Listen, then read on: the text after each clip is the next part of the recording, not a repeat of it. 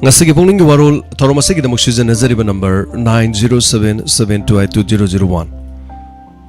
Number screen the laser Duga. WhatsApp video call the Saruga Bining Labadi 700-5707-808. Hariba number the call to Violina video call Gidamaktorum Asida Saruga view. Nungtigi Pong Liba Pauxes sing the Gimaru Pauker Lotukcher Keduga. Ngasigi Pukning Warol the Domadongi Tamoy the Puning the Fabir Powakalon Singadu Adomadom share to view. Loina na fongdo piu hauzik oriba ekoi tangdu leita drava fibam masida ekoi kari do gadagi aduga ekoi na thengnari ba waba nongai to ka fongdo piu Diamond TV Humanitarian TV channel amani khudong sadaba singi mateng pangba aduga tonga tonga relief camp da ekoi na mateng kya pangjakre awana da kya da mateng pangjari hauzik su khun ngak pada natraga thodo wa thok to laikidraba imung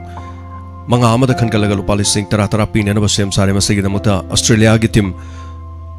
Ladiba Global Monetary Federation su 55,000 nama pibirokuna ikoi de leide masigi da muta su ikona khanga charba sing da thuba matam na chachar kan mi am do honjarake loina na ngasigi nukti gi pongba paukche khragi headlines kar lokacharga mi am da masigi thoro masigi mapum moiba pau khrapijari ahan mamakta jo sanale pak nukti gi pongli ba paukche gi maroiba pau da July kungali tho emasung kungolum doida Manipur Myanmar macha sa threat ka tara gani pan sangsin kre hari Kamdong Myanmar macha sing asi changjal lakibano aduga AR da lenga hank loina Manipur gi wathok humni chanba numita su parliament ki mi pham ngom kidre opposition MP sing na protest tokre AAP gi loina MP amas tan thokre hauzik nungthil gi mi pham gi mangoina na pang thokiba session asi da su Manipur gi oriba issue asina mi pham ba yadaba gi khudong chadaba kya marum thoki loina RK Ranjan gi yumda thomjin kre haiba paw masanale pakida phongli Rebecca gi haksang asi yoruk lagani haiba wafam phongli wari sanadun ingta tapthaba hanjinna bkhonari haina Manipur gi chief minister phongdokre loina Mizoram masa sing barak tampak thaduk nanaba khanghal lure haiba wafam su phongli apunba Manipur amagi damak kabui sing na lepli kabui yunen phongdor wafam loina truck ta losilaga porokpa heroin kg ahum phare miyam na mai thana na thomjal khod irang thokre Manipur University ki mahiroi sing na peace rally ngarang chatki amadi police ka muknabagi thaudok thoki torbong phagaksaw ikai amasung tera khongsang vida nongmai kapsilakri Manipur ki thongli ba kanglok ki irang sina sanaroi sing da choba chaitheng piri footballer chingyan sana ki career sem gadaba tangkak ani nanthokre hari masina sanalai paki nungti gi phongba paukse sing maru pauni loina na pandam gi nungthal phongba pauda Pochai Puba train Khongsang railway station yorokre Manipur gi chief minister na luchingduna hariba sitrama okre parliament Manipur gi sukhana na basem saduna lei haina Amit Shah na phongdo ki bwa phong ko tawduna phongli loina na kuki militant singi mathakta changsin ba khongjang tangkhat hansi haina ningthauja lanchana phong bwa phong ko tawduna phongli Barak Valley gi maitai khul sing da leiriba Mizo Singh safagadaba mafam da leina na ba amsuna section wa thamlakre Lona MP amoina miyam gi uhul khangna thabak tawde haiduna nupi sing RK Ranjan gi yum da thomjin kre amaram ma hero sing na peace rally chatkre police kamono kre haba pawse samana yauri Manipur gi issue ga mari leinaba India na parliament mamang khongjang changsin kre haba wafam loina na cookies sing na mateng panglam drodi maitai ning thau gi lan ke amai thiram bai cookies association of phongdor wafam sei tare khunta ko cookies sing na Hera Chandra yauna maitai sing gi mateng pangki haiba wafam haujikti amuk hairakle loina na nungti gi phongba paukse pona phangi maruiba pauda singna ba mafam singda coming operation chathana na ba Manipur government ki order Chorachandpur district ta mawa logdre operation chathana ba changsiluba combined force sing nupi kuki gi kanglop sing na thingduna tanthorok le hari kuki militant sing na kalok da lambi de chalam mi ani nongmaina panduna sokre mafam ani da kamna bada masak khangdaba lamhenba kuki ani sokle haibagi pau phongli Kautruk maning sing dagi kapsilak da handuna khut hanbagi thodok thokre koki khulai paiba sing na kapsilak babom ani army na mi so handana topa mafam amada pokhai hankre haibu wafam loina na development gi damak tadi MNF amasung BJP punna thabuk tongminei Mizo amasung Reliance asigi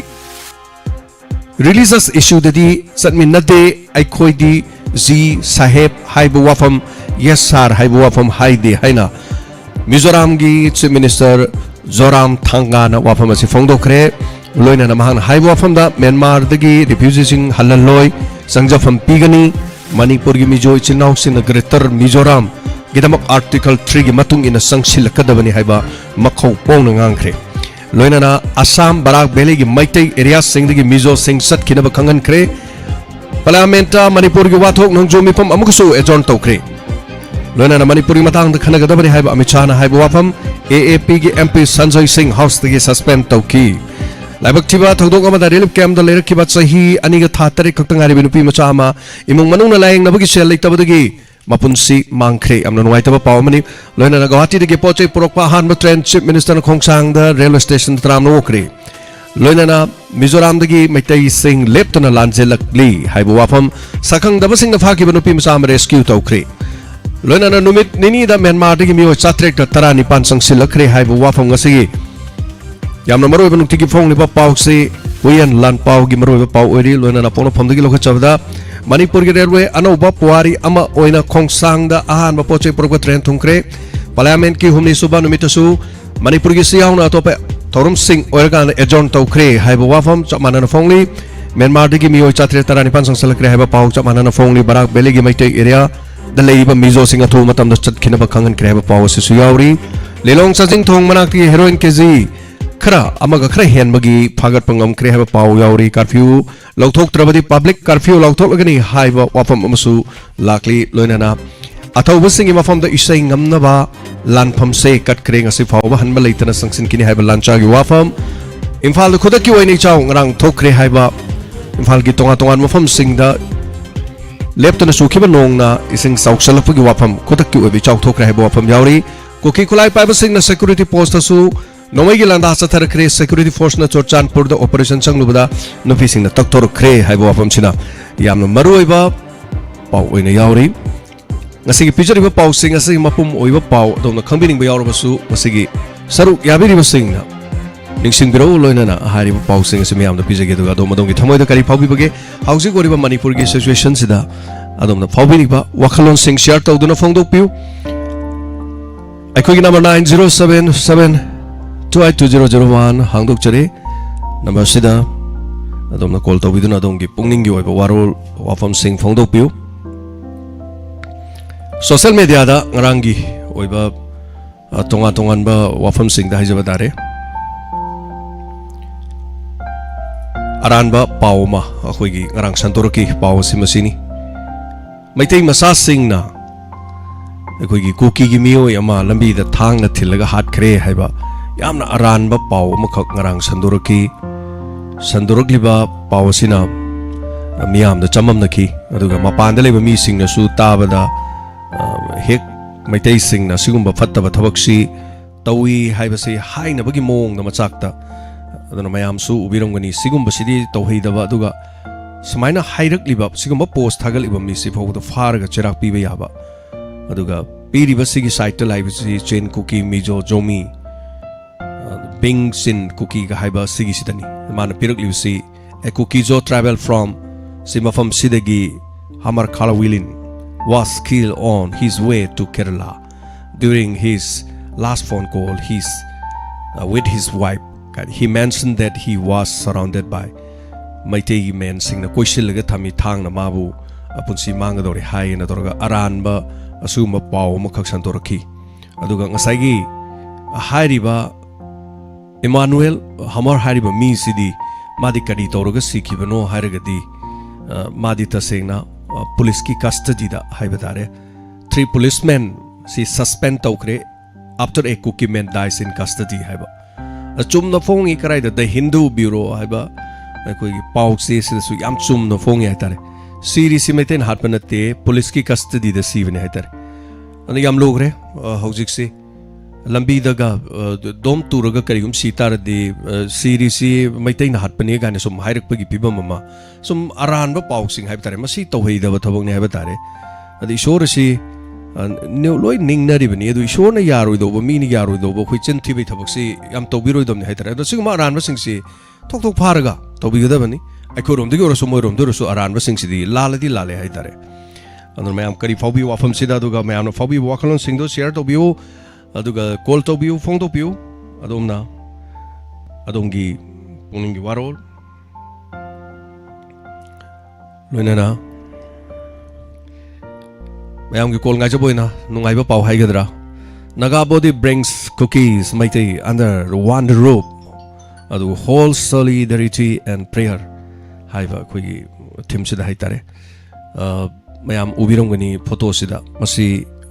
Nagaland Dimapur da pangthokpa thorom amani naga body na koi cookie sinau sing pulap punsillaga koi prayer to ba hai tare khud samnari si cookie maite ngaktani samnari si ngasi pangthokkiba अखोगी नागालैंड पांगथोकपा हाइबा तारे नाखन अनिमक्की मफम दुदा लेबा नागालैंड लेबा हाइबा तारे नागालैंड लेबा cookie मैतेस मखु छमना हलगा हाइ तारे कोई लेखिद्रबा सिंग अनिमक्की लेखिद्रबा सिंग अदुगी नुंगाइतबा फोंदोकपा अथुबा मतमदा पीस पुरोकनबगी दमक्ता अखोगी ईश्वर खुरुमबा प्रेयर तौबा हाइ तारे solidarity पुन्ना पांगथोकपा theorem अमगी hello hello याम्बा ननाउ Shakespeare का हान ममक्तदा हान बकोलरोइन याम्बाबु काय कनो जरी ताबी मयाम्बसु कोनना काय कनो जरी अदुगा याम्बा नुतिमकी याम्बागी पुंगनी वारोल सेदा आइगी मी लाखपा लटपगी तंदा यंगजरगा कैसु कायदे अदुम हाइबियो हुजिति कोल यामना लाक्तबा मतम ओइबनिनो को मयामना नुतिगी यावगेरा यावरोइरा तोइदो पलेति थागतरे अदु मगिसु इरोइना नाइ हयेंग हाइगरा पोचे ngasi thokibu sum khanjan la thamjaba hai tare yamna hoji panbirei badu yamna chumdi chumabane koigi national media da natragana topa mapanda youtube channel kaya amada fake news kaya ama sungang haibasi hoji ki keno dona mak asengba yamna pukhatpirei ba pautuna achumba amasu ta sengna harabada adu aikoina halu banate police custody ra chibani moi police khara amasu suspend tawre hai pau ije dum खंगनारे उनारे हाइबो याम्बा अदुगा नतबिदा मैतैना हाले हाइबो स्माइना blame तौनरगदि आइजो मो हाइजरागे नसाइ अखोइ इलाइ TV दसु खन्ना नैनाबदा ओजा किरण हाइगिबदा blame तौसे अखोइदि तौदेबा सेंनारगा लानगि मफमदि अखोइ लाली हाइयेबा मैतै अखोइगिदि याम चुमि अदो हौजि ngarang अखोइगि याम नुवाइतबा थौदोमदा नहानगिदा अखोइगि गुवाहाटी दा इचन नमखक लेगितबा ममिंग रेबिकाना मादो कोई tribal agency दा थबक तौबने हाय मा हालिदो अखोइ कुकी नने हायदि कमाइ तौ तारे माने अरानबा पाउदो एदमा हाइजलगदि को कमाइ तौ तारगे सिनेबा यामना चयेनबा चहिंगनबा मा ट्राइबल एजेंसी दा थबक तौबनी मेबी ओइरम दबजु आइ मागी नुसिनाजबदुना अखोइगि फत्ता लौसिंग तौरगा मणिपुरदा सुमाइना मियान पुंजेमा तोइरा दुइदागी अखोइगिसु तंजाम लहोरगा हलम ओइरम यादुदि मोइना पुलिसना थीरबा मतुंगदा पोस्टमार्टम मतुंगदा खंगदम यादु अखोइना ब्लेम तौगिबदि लेइते हाबा अदुनि यामना खेनरिबसिदा गंतोरिबा अदुना सिगी कनो सी यामना लाइबक थीबा मा खक्सनि मोइना अखोइदा ब्लेम तोइना तौबजे दिगा यामना नुवाइतबा खक्ना अखोइ हजिक पोखिबा अखोइगिदि हाइबदि नुपी हाइजे चपमानि नुपीगिसु लेइबा नुपीदो अखोइगि सिनाउ नुपी हाइबजे सफम अमतनि अदगी सवंग सदा अम खक्तनि यामबा अदुबु लाइबक थीबा खंगना वायरल लगा अखोइगि दे एमएलए नि सिकांता ना हाइबिगिबदा वायरदा फिल्म जे होपदि येंगदना फिल्म जे मयाति येंगा नुआइतबा सिनम खक्तंग हेग लौथोगा तौबजे यामना लाइबक थीबने हाइदना हौरफम दुदि हौबो फिल्म जे लोइबोदि येंगदि खंग्रिबा नेशनल की मीडिया जु खंग्रि सुना खकी सिनम खक नुआइतबा फजदबा सिनम खक्ता अखोइदा माइथि होबगी टाइपता तौदबरा हाइबदि अखोइगि ngasi ISTV da su yaure makoi mapan akoi gi ijat manghan bigi haibagi wafam amakha akoi gi CSO kangbu amakha na haire je thokpi ro uga ina koi tholak ta badubudi akoi gi ding oja tapta na ju haibda punsi dagi ijat ne hana lui haiba wafam yam phajaba amkha thammi ko yamba masi gi yengaroga yamna thina nungai jada wafam amkha chum media da moina ga tawbuje tawhaning da bai tai adagi yamani am phajabda ngarang Nagaland gi dai uzai matai adai da tari mai nei ga plap tawga khut ga hand to hand samnara ga tawbudo adu maina tawna bagi tanja da di akoi di ready da lei ba moi di leite ba sine ba hodu film na hai je ai susan ko da lake wari sanara ga noina ready da lei ni haraga oraga di ma Christian ni matai Christian ni akoi blame kana da tawbi akoi di धर्म की ओइबा चर्चता कनागुंबा XYZ अमना तौवी हाबिजि तौवी हाइनी तौदबदि तौदे हाइनी ना येतनदना debate तौरिजे याम्बा अदिन यामना लाइबक थिबा अमा खंगनै इरो इनना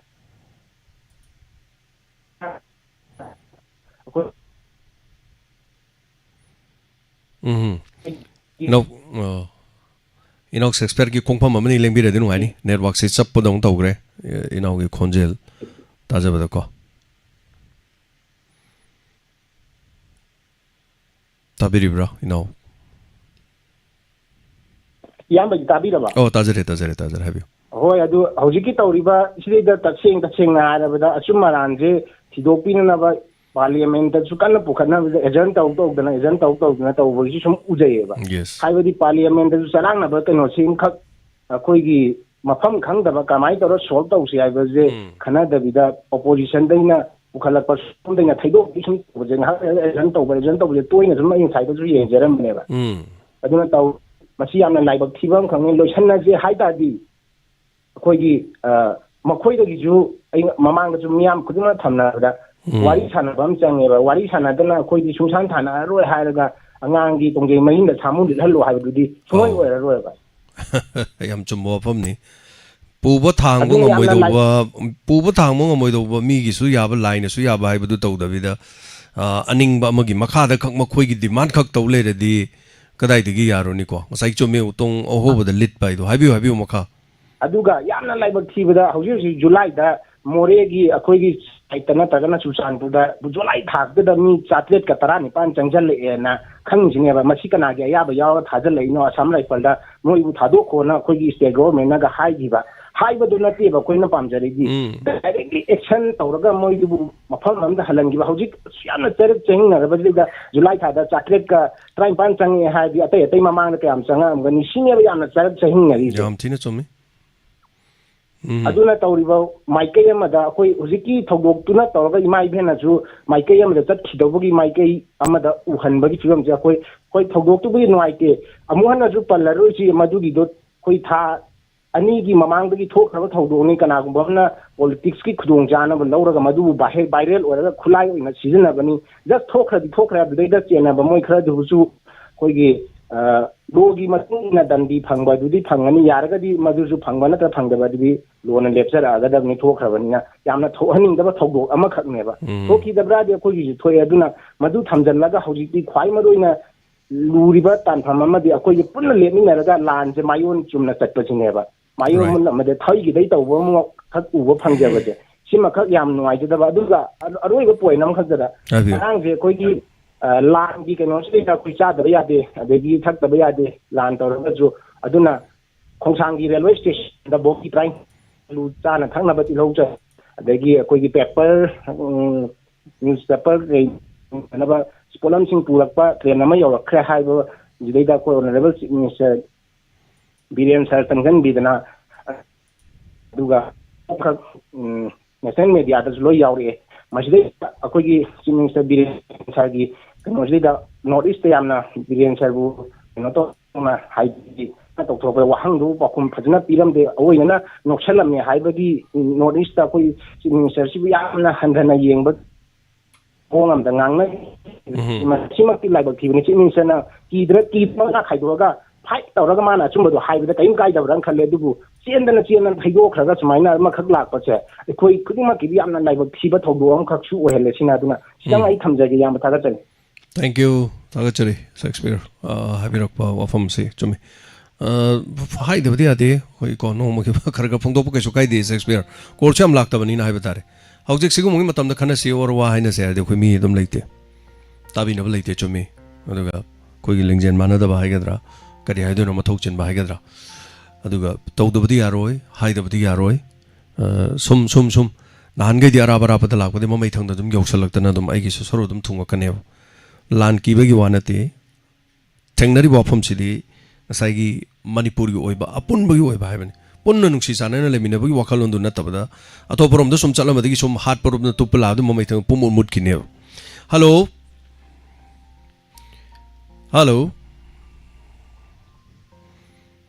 phone de paikha chare du khonjal ji tana da mali huji kan ji koi call to bagan da homlong mani ra call to dradi tana da bisu to bu yawi ko du tana drabra amuktang ga hana to biradi am ngai ni agi khonjel agi wahai se tabir magadi thank you so much chorum da call to birak pa du tana dre amuktang ga hana to biro hai bo phum si tamjage hello mingalai fonga tapiyo ibe ama thok daw de ki sa Tapiu kari habi ningi. Shakespeare yam fazana haibi ke adubu. Shakespeare haigida amakakang da haijar ke sa. Wangje diba news ki do mati amakakang ayeng se. Angang nipa masa jeng do fazana dong ka pa galak na dana hati ga di nungai do misa. Tano tawraga ngang dino kapda siyam nungai ti yeng do. Mai kay ani mati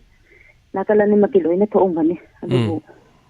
lakna raga hat putu mati video mati am ko yawreba ana ki dibet ki na tada yes ngarang koi gi Republic India gi haibtare ana ki channel du da koi gi nongmaina ka pa khot pa tobudu thagalak pani ngarang haitare Manipur gi koi gi mete macha ani hat pa gi haitare madu gumba tu yam nungai jada bai jar sa aduwa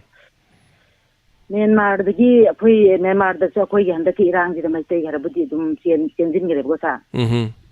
adu akoi gi su lai re adu bo som dagi changjil la pasing ji di puine lai chila ga mo gi tongan da lenga amuk ta la kadra mo jing gi phajana sing na ta dra ga di minus sing me zebani da sa wadi yam hailing ye du yam haraga soiba kang bai tan la soiba yauraga hoi kaso kai de ado puning da mi chaiba nate kaso kai de changchalaiba mayam du ngak thok hok da taraga di khara leraga mu bera karaktana haibani masi puno maksi kanana thon mano na makok tagi haidi sidi amagi wanate lenga khun bei wasunate ama to bei wanate aina aigi inkhol ama leijare aigi leijari be inkhol si aina leijabani aigi inkhol ordi aina ngaksa batabani aigi inkhol du mi changaloi hai ta dai sambal se fajana khaba tabani fajana wal ningthi jana kharaga ina thamgadabane ba madu inkhol du ngak sen madu mapu du gi mathong ne hai batai adubu karigumba sambansaya du ngak san da taradi aina mafam du su leitre na to phom da leraga inkhol ma leira thamame haradi thangnari ba mi na lanchalaga changam bai ai pochai hem bai ai leisalam ba bog ai khara leiradi sum leisan gi bisa kuisaladi mafam du magi hak tan bai ai maduna madugi phibam du sum laksalak tar di hai tare aduna India na Manipur bu masagi lam amani na leiraga leibani na khan taraga di masagi lam du sambal saya khaba se mai mathong ne aduna ekoi somdana khali de thame loin hotrong ho thame sidi loin khangabo ani koi punama hoji more da koi chaliba more da gi Myanmar da lansan gi hai tar di kaisu arubu oide phana na dum chitna na koi khongba nam khanto changba yai adu mai tawduna somda gi rai lai ne sangpham leire somdana Pakistan India yeng thinari bane na somdana krik khajal thambadu asom mugi kano to reimni ne Pakistan lomdagi changa ga khotoro ga somna kan phogolok phog yauri ni changning man gidar madu kapna dana khotana sidana akhoi lamdam sidai su mi kya sirimni army yauri ba mayam puno ma haitar LOC da phogjalak bagi asomdana tap ta ge ngak somdana hotrong ho adur gadi masi asoi baji kana no khoi ge soi banatte lenga ki center ge soi bane sti ma koina hoji phaw bade khoi ngam khai ni tijana khabi de thaga chari kari athai si thabal biri wafam channel lobiro bro ha ama khaptang ga haijagi ge koi paga kari dai TV da di madu ai uzagi de kwa phone ama khaptai uzagi bane anga nupi masara laisabira maurai de khangja da soro ama da ma khutti tung da pullaga lakna ba ya lakna re adu ma sai nu uzagi de che phone na ba da ngam le yangan bi bane aduga nupi su yawe no mai pai ba do nupi do kwatar pen seli ni pa yawe mai tai lon do kang dre moi je karam ba kang lu na ha de khangja ara langna re macham bu koi bene ka bu kauksin bene pinjin bene tawe aduga nong mai ka pa choro ngaya yu ta ha do madu nupi ne ba madu phane sete nupi do yo karam ba media karam ba yawe no di khangje de go ta hoi madu aseng ba pau khangde adubo haina bada makhoi rongi mi da makhoi rongi mi mana lana pau phong bai ne na haina basu yawi khara na hai video do seng bana te to palong gi ne hai basu yawi yam sen haraga di koi gi video do investigate to ba ma changi hai tare mun na thigat pa ma changi thigalaga adu gi ne da gi ne hai dena khoina akhoi di hekta haijan ba si to ba ya de hai tare ne ko khangdri ba ni na ko lon ju khangde nupi da ko sa mane to bu nupi ma oina ngai ga da hai tare hoi aduga mo India gi crore cham ga ni phu yana da ki video viral ji ikai ba nang halle na ilanda kap ga dong pa la ga si bana ta ba lakna ra ga hat jing ji do Manipur ji si ba tare sumai na hana dana koi mayam ji kha ma ji na loina haibidra su mioi kitang thokpiraga masiumbaji tawbiganu na hairaga yam nungaijani haijaning basa agachari yam nungaijai ko kolon habira thank you agachari utpa hore adune mojik se mayam na hari se kaino internet se thado ga disi um se mayam tholok pe na tholok pe se mayam pakalina nan ge dum fering turing thorok kadram pakat pe dum yawi adu bo mo ere internet se thado kan da chum sing se kari no ai hello sir oh tapi angang school jalan da bai bai matang si kamai na kari lamdagi oi birabano sinjamai dei to biok tawjala pani sa singjamai degi school se angang ka bagi budi adum kana baso dum yawre adubu masi hojik ori ba pibam sida kari angang sing du school thabada irang sina akiba phaubi bra kari lebige Pauli ne hai tharo de kainom tawre irang am tawre angang goi sidi khangba potina tabanina yam pi banina adai grung grang tawre khalo me nam ta de si machi irang je dum hou leirabanina school je kamaina thagadagi haibagi hoi adumapu imphal mayon daga di hekta hai tare dong tawraga kanumai paiba mayam ga laga hekta tawdi pak tawdo budi mande dubu hoi kahan da basu yadi akiba su paw yum da su lebon khang da bagini na adubu angang jiladi kazani adu akhoi na mu tha ba se mu pakhatli ba hoi adubu madu imphal mayon da paw du main tawro du na di akhoi gi lojing loya da di kari horam gani ko madu su amore punsi amadi angang adu mahi haibasi hoi punsi na budi lumna dum lei adubu imphal makta di yamna ka hena imphal area gi koi da di thoina kesul legi do mande hoje khoina ga khanjari sidi sero sugunu adagi tonga mo jino mai kamna riba koktruk lomgi side adagi di mafam da leriba sidai da hoina hek mafam du da nomai kapai makhon ga taraga di maru ga haijalaga di haibugi wani adugo madu fawbugi manung da leibu di aigi mota di adum thaba da kai dabra na khalle yamna so khoina sontha su phatti hai tare ni ko adum khara adum thaba su yai imphal manungi area gi di adubu mahai su tamde yade moida ki basu pibe yade khara su kautona bhai batai mamit mana khara singna basu hai batare aduga masak khang da mi sing daga makoi khara lap thong na ba yaring ke school da dum lege dum ni na lowbo khot padu gi moi gi niom ni ti du chum na dum tawro ke yam thodo da kiningai leite na aduma hai jage gi mod hai jaraga di ko thank you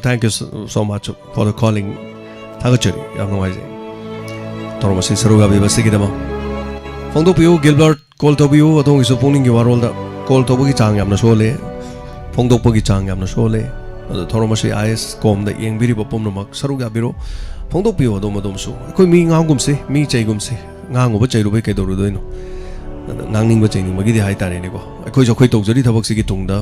ngang ba chaiba dum something adum yawe ba mado koi na thamini hai tare thamini means tolopidra su yaba mi ngata ne ba koi ba chaiba ngang bai dum mi na ngangak pud ne koi da karim ta do leite ngonde pesa mang do leite ngangning ba ngang chunu haining ba haisunu tawbuda di khoin haiba matamda aikoina thongna aikoina haitare punsi je khoi yamna mong ta na no pathong na dum hingbai mathau tai no pi thongna hingbai mathau tai adu mase khoi gi responsibility ne haitare hello good afternoon sir taram lokchiri ai lamodong digi bom chami tai sir taram lokchiri ho jai bom chakari kari habini kari wafam habini sir hojik thoi jigi kitang hajening dana som tawrok pani habiyo la uji thoi wa posida ngasai gi thummaga thamuba pot kara Narendra Modi na puthorak pa jimadi koi gi yam lai bak thi bani next ta ngasi ai koi Manipur gi da siriba nariba mayam sigi kana amata puthok pina ba lai ta badong na akoi gi riba ki tara na ti adu yom puthok ngamaga Manipur gi atopa akoi gi MLA yang khaina puthok ngam thi se masi kari manung da kari agenda lai bano na traga manung da moi gi aron ba kari lai ba jano si akoi da mutang khangan biradi parja jingji ati matik nungai jagani aduga atopa mana akoi gi ngasi jo kamna baleptri akoi gi chingi pankar ga jina ama ta thugai ta ba hena sajale habasi mayam na loina khangaba ngaktani adu tamgi ne ta thugaiba adegi ngasi haifet pau de yaw giba mana samrai falda akoi gi ramade changpa moi humbutra satret ka taranipan ta dokhina bagi mati amadi yawre yes adu sigumba si hanadigi tawi badana kari kaiba jano adu hana tawramagadi ngasi thoiba manipur da wariba mayam ji waram oidraina haifet khanja ba haitare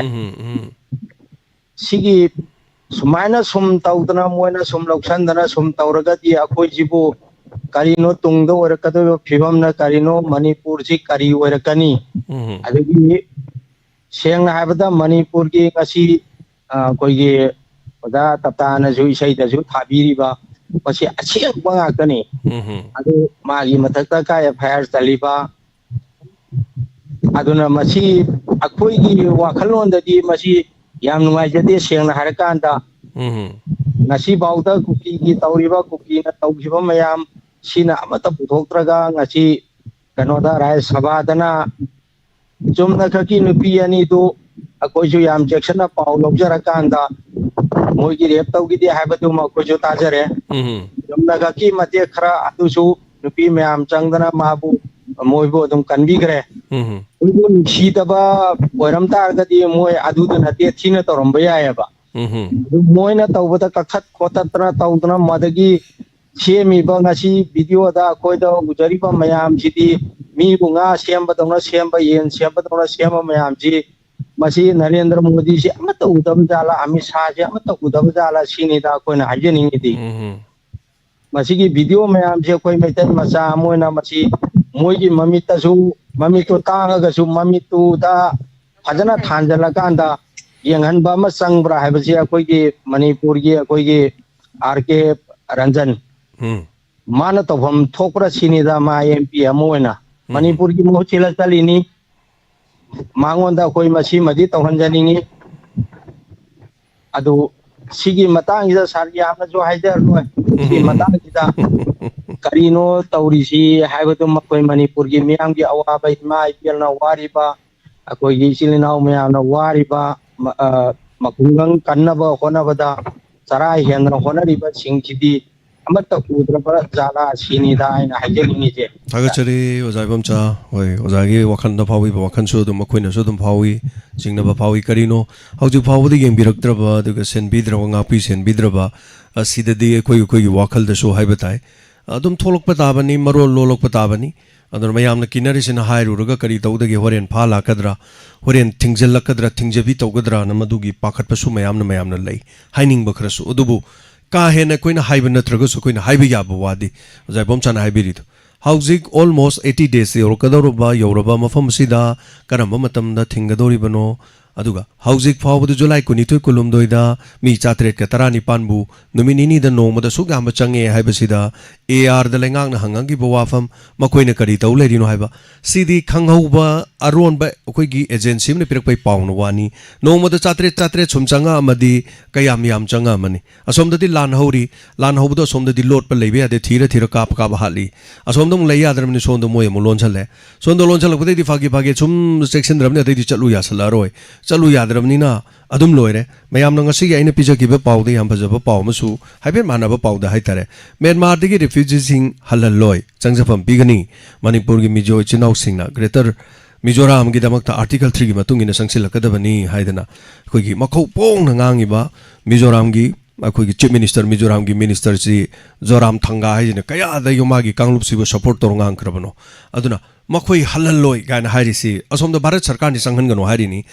mamang da thokiba Myanmar da thokpa ethnic akoigi kanglup ki irang da koi Rohingya kanguga Myanmar kangu siga koi yanthan agi ba mayam khangbi greko maduda duk yamna hatpasi matam du da Rohingya singsi sit nan gei hekta tanthorokpani maduda ki tanthorokbu changba yadana Manipur da khar lisalai khara phagi khara lisalai haujik so dum khara machit lei ba dum unidentified oiba khara su leidi maru oina thangnari ba koi yum thangnari ba Bangladesh da lakh tara hena changsilakhiba Manipur gi misingi chang yoksalake to ni maitai gi mising chang yoge toribani leisalaga mapam du da mokoi gi hundok pa yadramnina mapam adu refugee sing hojik su leidi mapam do awana tabi pawmyam legre asumna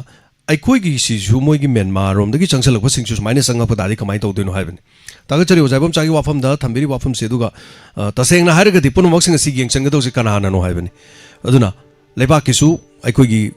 ꯍꯧꯖꯤꯛ ꯍꯧꯖꯤꯛ ꯊꯣꯛꯏꯕꯁꯤꯗ ꯉꯥꯡꯕꯤꯒꯗꯕ ꯇꯧꯕꯤꯒꯗꯕꯁꯤꯡ ꯑꯗꯨꯅ ꯇꯨꯃꯤꯟꯅ ꯂꯩꯇꯥꯔꯗꯤ ꯃꯌꯥꯝꯁꯦ ꯑꯗꯨꯝ ꯁꯥꯎꯔꯛꯄ ꯇꯥꯕꯅꯤ ꯑꯗꯨꯅ R K ꯔꯟꯖꯟꯒꯤ ꯌꯨꯝꯗ ꯊꯣꯝꯖꯤꯟꯈ꯭ꯔꯦ ꯃꯅꯤꯄꯨꯔꯗ ꯊꯣꯛꯂꯤꯕ ꯏꯔꯥꯡ ꯑꯁꯤ ꯀꯔꯤꯗꯒꯤ ꯀꯔꯝꯅ ꯍꯧꯔꯛꯈꯤꯕꯒꯦ ꯍꯥꯏꯕꯒꯤ ꯃꯇꯥꯡꯗ ꯃꯔꯤꯛ ꯆꯨꯝꯕ ꯋꯥꯐꯝ ꯄꯥꯔꯂꯤꯌꯥꯃꯦꯟꯇ ꯄꯥꯎꯗꯝꯗꯨꯅ ꯃꯥꯂꯦꯝ ꯄꯨꯝꯕꯗ ꯈꯪꯍꯜꯂꯨ ꯍꯥꯏꯕꯅꯤ ꯃꯥꯏ ꯃꯌꯨꯝ ꯃꯩ ꯊꯥꯕꯒꯤ ꯅꯠꯇꯦ ꯀꯣꯡꯕ ꯑꯃꯗꯤ ꯑꯀꯣꯏꯕꯗ ꯃꯁꯤꯡ ꯌꯥꯝꯅ ꯃꯩꯔꯥ ꯄꯥꯏꯕꯤꯁꯤꯡꯅ union minister of state for education and external affairs doctor R K ꯔꯟꯖꯟꯒꯤ ꯌꯨꯝꯗ ꯊꯣꯝꯖꯤꯟꯈꯤꯕꯅꯤ ꯊꯣꯝꯖꯤꯜꯂꯤꯁꯤꯒꯤ ꯃꯔꯝꯗꯨ ꯆꯞ ꯆꯥꯕ ꯃꯅꯤꯄꯨꯔꯒꯤ ꯏꯁꯨꯁꯤ ꯄꯨꯈꯠꯂꯒ ꯈꯪꯍꯜꯂꯨ ꯍꯥꯏꯕ ꯋꯥꯐꯝꯗꯨ ꯈꯛꯇꯅꯤ ꯑꯇꯩ ꯊꯨꯒꯥꯏꯕꯒꯤ ꯈꯥꯏꯕꯒꯤ ꯑꯗꯨꯒꯤꯗꯥꯒꯤ ꯅꯠꯇꯦ ꯃꯥꯒꯤꯁꯨ ꯇꯧꯐꯝ ꯊꯣꯛꯄꯅꯤ ꯃꯌꯥꯝ ꯄꯨꯝꯅꯃꯛꯅ ꯊꯣꯝꯖꯤꯜꯂꯤꯁꯦ ꯃꯗꯨꯒꯤꯅꯤ ꯑꯗꯨꯅ ꯁꯤꯁꯨ ꯑꯃꯨꯛ ꯂꯩꯔꯀꯥꯟꯗ ꯑꯩꯈꯣꯏꯒꯤ ꯁꯦꯟꯇꯔꯗ ꯍꯧꯖꯤꯛ ꯍꯧꯖꯤꯛ ꯃꯤꯐꯝ ꯅꯣꯡꯖꯨ ꯃꯤꯐꯝꯁꯤꯗꯁꯨ ꯍꯥꯏꯇꯥꯔꯦ ꯃꯁꯤ ꯈꯔ ꯈꯟꯅꯔꯀꯥꯟꯗ ꯑꯩꯈꯣꯏ ꯃꯩꯇꯩꯒꯤ ꯑꯣꯏꯕ ꯑꯃ ꯄꯤꯌꯨ ꯍꯥꯏꯕ ꯅꯠꯇꯕ ꯑꯩꯈꯣꯏꯅ ꯇꯥꯜꯂꯤꯕꯅ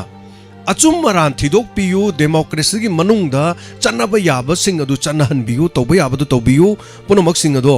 ꯏꯪꯅ ꯆꯤꯡꯅ ꯅꯨꯡꯁꯤꯅꯅ ꯆꯥꯟꯅꯅ ꯂꯩꯒꯦ ꯍꯥꯏꯕ ꯋꯥꯐꯝꯅꯦꯕ ꯑꯩꯈꯣꯏꯗꯤ ꯆꯠꯈ꯭ꯔꯣ ꯍꯥꯏꯕ ꯋꯥꯐꯝ ꯂꯩꯇꯦꯕ ꯅꯤꯡꯉꯥꯏ ꯇꯧꯕꯗ ꯃꯤꯅ ꯄꯤꯕ ꯉꯝꯂꯣꯏꯗꯧꯕ ꯎꯇꯣꯡ ꯑꯍꯣꯕꯗ ꯂꯤꯠꯂꯨ ꯍꯥꯏꯕꯗꯨꯗꯤ ꯑꯩꯈꯣꯏꯒꯤ ꯃꯥꯏꯀꯩꯗꯒꯤ ꯍꯥꯏꯗ꯭ꯔꯤ ꯍꯥꯏꯕ ꯇꯥꯏ ꯑꯗꯨꯅ ꯑꯁꯨꯛ ꯐꯖꯅ ꯍꯥꯏꯔꯤꯕꯁꯤꯗ ꯌꯥꯔꯛꯇ ꯇꯥꯔꯗꯤ ꯀꯔꯤ ꯍꯥꯏꯅꯤ ꯃꯤꯊꯥꯏ ꯊꯨꯝꯃꯦꯅ ꯅꯤꯡꯉꯥꯏ ꯇꯧꯕꯒꯤ ꯐꯤꯕꯝ ꯂꯥꯛꯀꯅꯦꯕ ꯏꯃꯥ ꯃꯤꯊꯥꯏ ꯊꯨꯝꯃꯦꯅ ꯁꯨꯝ ꯀꯞꯄꯗꯣ ꯑꯣꯏꯔꯣꯏꯗꯧꯕ ꯄꯣꯠꯇ ꯃꯣꯔꯣꯛ ꯃꯦꯠꯄꯗ ꯃꯣꯔꯣꯛ ꯁꯥꯏꯅ ꯐꯨꯏ ꯍꯥꯏꯕꯒꯤ ꯐꯤꯕꯝꯗꯨ ꯂꯥꯛꯀꯗꯧꯔꯤꯕ ꯑꯗꯨ ꯇꯨꯃꯤꯟꯅ ꯂꯩꯕꯁꯤꯡ ꯑꯁꯤꯅ ꯀꯔꯤ ꯍꯥꯏꯇꯥꯔꯦ ꯃꯔꯥꯜ ꯂꯩꯕꯅꯤ ꯍꯥꯏꯇꯥꯔꯗꯤ ꯂꯨꯔꯗ꯭ꯔꯣ ꯉꯥꯡꯒꯗꯧꯕꯁꯤꯡ ꯇꯧꯒꯗꯧꯕꯁꯤꯡ ꯌꯦꯡꯕꯤꯒꯗꯕ ꯁꯦꯝꯕꯤ ꯁꯥꯕꯤꯒꯗꯕꯁꯤꯡ ꯑꯗꯨꯒꯤ ꯃꯈꯣꯏ ꯀꯔꯤ ꯇꯧ ꯂꯩꯔꯤꯒꯦ ꯁꯤꯅꯤꯗ ꯑꯩꯈꯣꯏꯅ ꯊꯥꯒꯠꯈꯤꯕ ꯃꯤꯑꯣꯏꯁꯤꯡꯗꯨ ꯀꯔꯤ ꯇꯧ ꯂꯩꯔꯤꯒꯦ ꯃꯈꯣꯏ ꯀꯔꯤ ꯇꯧꯔꯤꯒꯦꯅ ꯃꯈꯣꯏ ꯈꯤꯇꯪ ꯁꯣꯛꯄ ꯋꯥ ꯉꯥꯡꯕꯗ ꯁꯣꯝ ꯅꯥꯀꯟꯗꯗꯤ ꯃꯣꯏ ꯑꯗꯨ ꯇꯧꯕ ꯑꯗꯥ ꯇꯧꯕꯅ ꯃꯣꯏꯒꯤ ꯀꯩꯅꯣ ꯇꯧꯕꯗ ꯊꯥꯡꯒꯠꯅ ꯂꯩꯔꯦꯕ ꯑꯩꯈꯣꯏ ꯃꯗꯨ ꯍꯧꯖꯤꯛ ꯁꯨꯡꯄꯥꯝ ꯄꯥꯝꯗꯦ ꯃꯗꯨꯒꯨꯝꯕ ꯋꯥꯐꯝꯗꯨ ꯊꯝꯕꯤꯈ꯭ꯔꯣ ꯀꯣꯡꯒ꯭ꯔꯦꯁ ꯕꯤꯖꯦꯄꯤꯒꯤ ꯋꯥꯐꯝꯗꯨ ꯊꯝꯕꯤꯈ꯭ꯔꯣ ꯍꯧꯖꯤꯛꯇꯤ ꯂꯩꯕꯥꯛꯀꯤ ꯑꯣꯏꯕ ꯏꯁꯨꯅꯤ ꯑꯅꯤꯃꯛ ꯅꯨꯡꯁꯤ ꯆꯥꯟꯅꯅ ꯂꯩꯅꯕꯒꯤ ꯃꯑꯣꯡꯗ ꯁꯤꯟꯕꯤꯔꯣ ꯍꯥꯟꯅꯒꯨꯝꯅ ꯍꯜꯂꯛꯅꯕꯒꯤ ꯍꯣꯠꯅꯕꯤꯔꯣ ꯑꯗꯨꯒ ꯇꯧꯐꯝ ꯊꯣꯛꯄ ꯑꯥꯏꯟꯒꯤ ꯄꯨꯝꯅꯃꯛꯇꯨ ꯃꯩꯇꯩꯅ ꯂꯥꯜꯂꯦꯗꯅ ꯃꯩꯇꯩꯅ ꯂꯥꯜꯂꯤꯕꯁꯤꯡ ꯑꯗꯣ ꯑꯃꯅ ꯂꯥꯜꯂꯦꯅ ꯀꯣꯀꯤꯅ ꯂꯥꯜꯂꯦꯅ ꯂꯥꯜꯂꯤꯕꯁꯤꯡ ꯑꯗꯨ ꯆꯩꯔꯥꯛ ꯄꯤꯕꯤꯌꯣ ꯗꯤꯁ ꯏꯁ ꯁꯤꯗꯤ ꯂꯣ ꯂꯩꯕ ꯂꯩꯕꯥꯛ ꯑꯃꯒꯤ ꯔꯨꯜꯅꯦꯕ ꯁꯤ ꯑꯗꯨ ꯅꯠꯇ ꯇꯥꯔꯗꯤ ꯂꯣ ꯑꯣꯐ ꯔꯨꯜ ꯂꯩꯇꯕ ꯂꯩꯕꯥꯛ ꯑꯃ ꯑꯣꯏꯔꯛꯀꯗꯧꯔꯤꯅꯦꯕ ꯅꯤꯡꯉꯥꯏ ꯇꯧꯔꯁꯨ ꯅꯤꯡꯉꯥꯏꯗ ꯆꯠꯅꯕ ꯌꯥꯕ ꯅꯤꯡꯉꯥꯏ ꯍꯥꯏꯕ ꯑꯃ ꯂꯩ ꯊꯦꯡꯛ ꯌꯨ ꯁꯣ ꯃꯆ ꯊꯥꯒꯠꯆꯔꯤ ꯑꯗꯨꯅ ꯑꯩꯈꯣꯏ खरा हाइदबा यारोय खरा पुथोक्तबा यारोय तुमिन सुम लेर ngasi खरा हौद करी दौरगा अदगी सुम हौजंग्र मी सीब सुम हेंगला कांद ममई थंगदि गदौनी वाबदि लोय वामी नरकनी वाबा लोय वारबनी हुजि कांग खुदिमकी वादब मानबे वानी याम तेना वाबा यावरबा जानी मनुंगदा हेलो मिंग अमदि लेफम हाबिसि हेलो वो आई तौजरइबा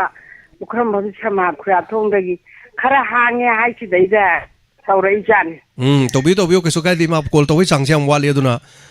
हाइबियो नेट यादबनी न खोय थोरमसी ngasi कॉलर सिंगे इशू जे इमान माना बोयन तौरे को मानागनी इमा इशू लोय मानागनी हुजिक इशू जे सि खक्तनी थोइ जे होय अदो कनोनी आई इमा इ तोंगान बा खतने खोयना ने हॉस्पिटल जी चटपदा कनो खोयगिने सर्जिकल गी वार्ड परियंग अदगी अदोम साइड थिंगे लोइना बंग हानि सिंगों ताबदो अहिंगमदा मदै लोइ थुमजनदने हेक्टर सिरिदो काखलागा खु खुमुग यावेबा मसिबो अनाबना लैगदबै फिगन माजलत्रनिने बो सेंजल लोइद्रो अदो सरकार सिबो करमाइ तौ साबिगिबनो डेमेज यावदनदि करमाइना कनो सिचु संगसि जु साबिरिबा हेक्टर लोइ लोइ Bijane माताजै ngarang khudakki oine imphal dei chau thokhi haiba pautajai ima anauba pau natte madugi paudu imphal ase khoi konung leiba jaga ni konung ase mayon ni dana ko aduna punamak sing ase imphal da phawba du mai tawradi mai bema aikhoi khungang da lojing loya da kari oiram ni ma khanbiu ada atopa mina leibo oradi mayam nadaba mina leibadudi kaisu kaidaba anaba mayam ama leiraga madugi na hipi badugi kai mukang thon thunjala pai phiba mamda leibe wani na hanje asi yengda kayam nungai ti mo aduni machidangi kanu tawhanni moi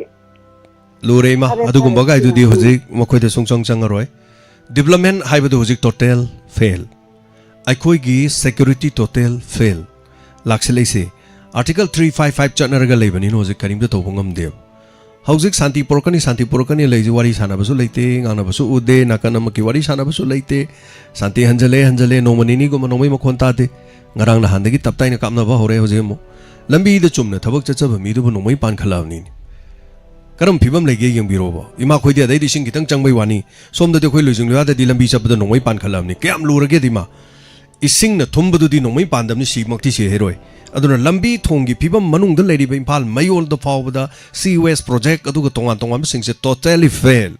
ꯃꯗꯨ ꯂꯩꯈ꯭ꯔꯕꯅꯦꯕ ꯑꯗꯨꯅ ꯁꯤꯒꯨꯝꯕꯁꯤꯗꯗꯤ ꯃꯥ ꯍꯧꯖꯤꯛ ꯆꯪꯗꯧ ꯃꯥꯟꯗꯦ ꯑꯗꯨꯒꯨꯝꯕꯁꯤꯡ ꯋꯥꯀꯠꯂꯨꯕꯗ ꯇꯥꯔꯔꯣꯏ ꯃꯔꯝꯗꯤ ꯃꯁꯥꯅ ꯃꯁꯥꯒꯤ ꯑꯣꯏꯕ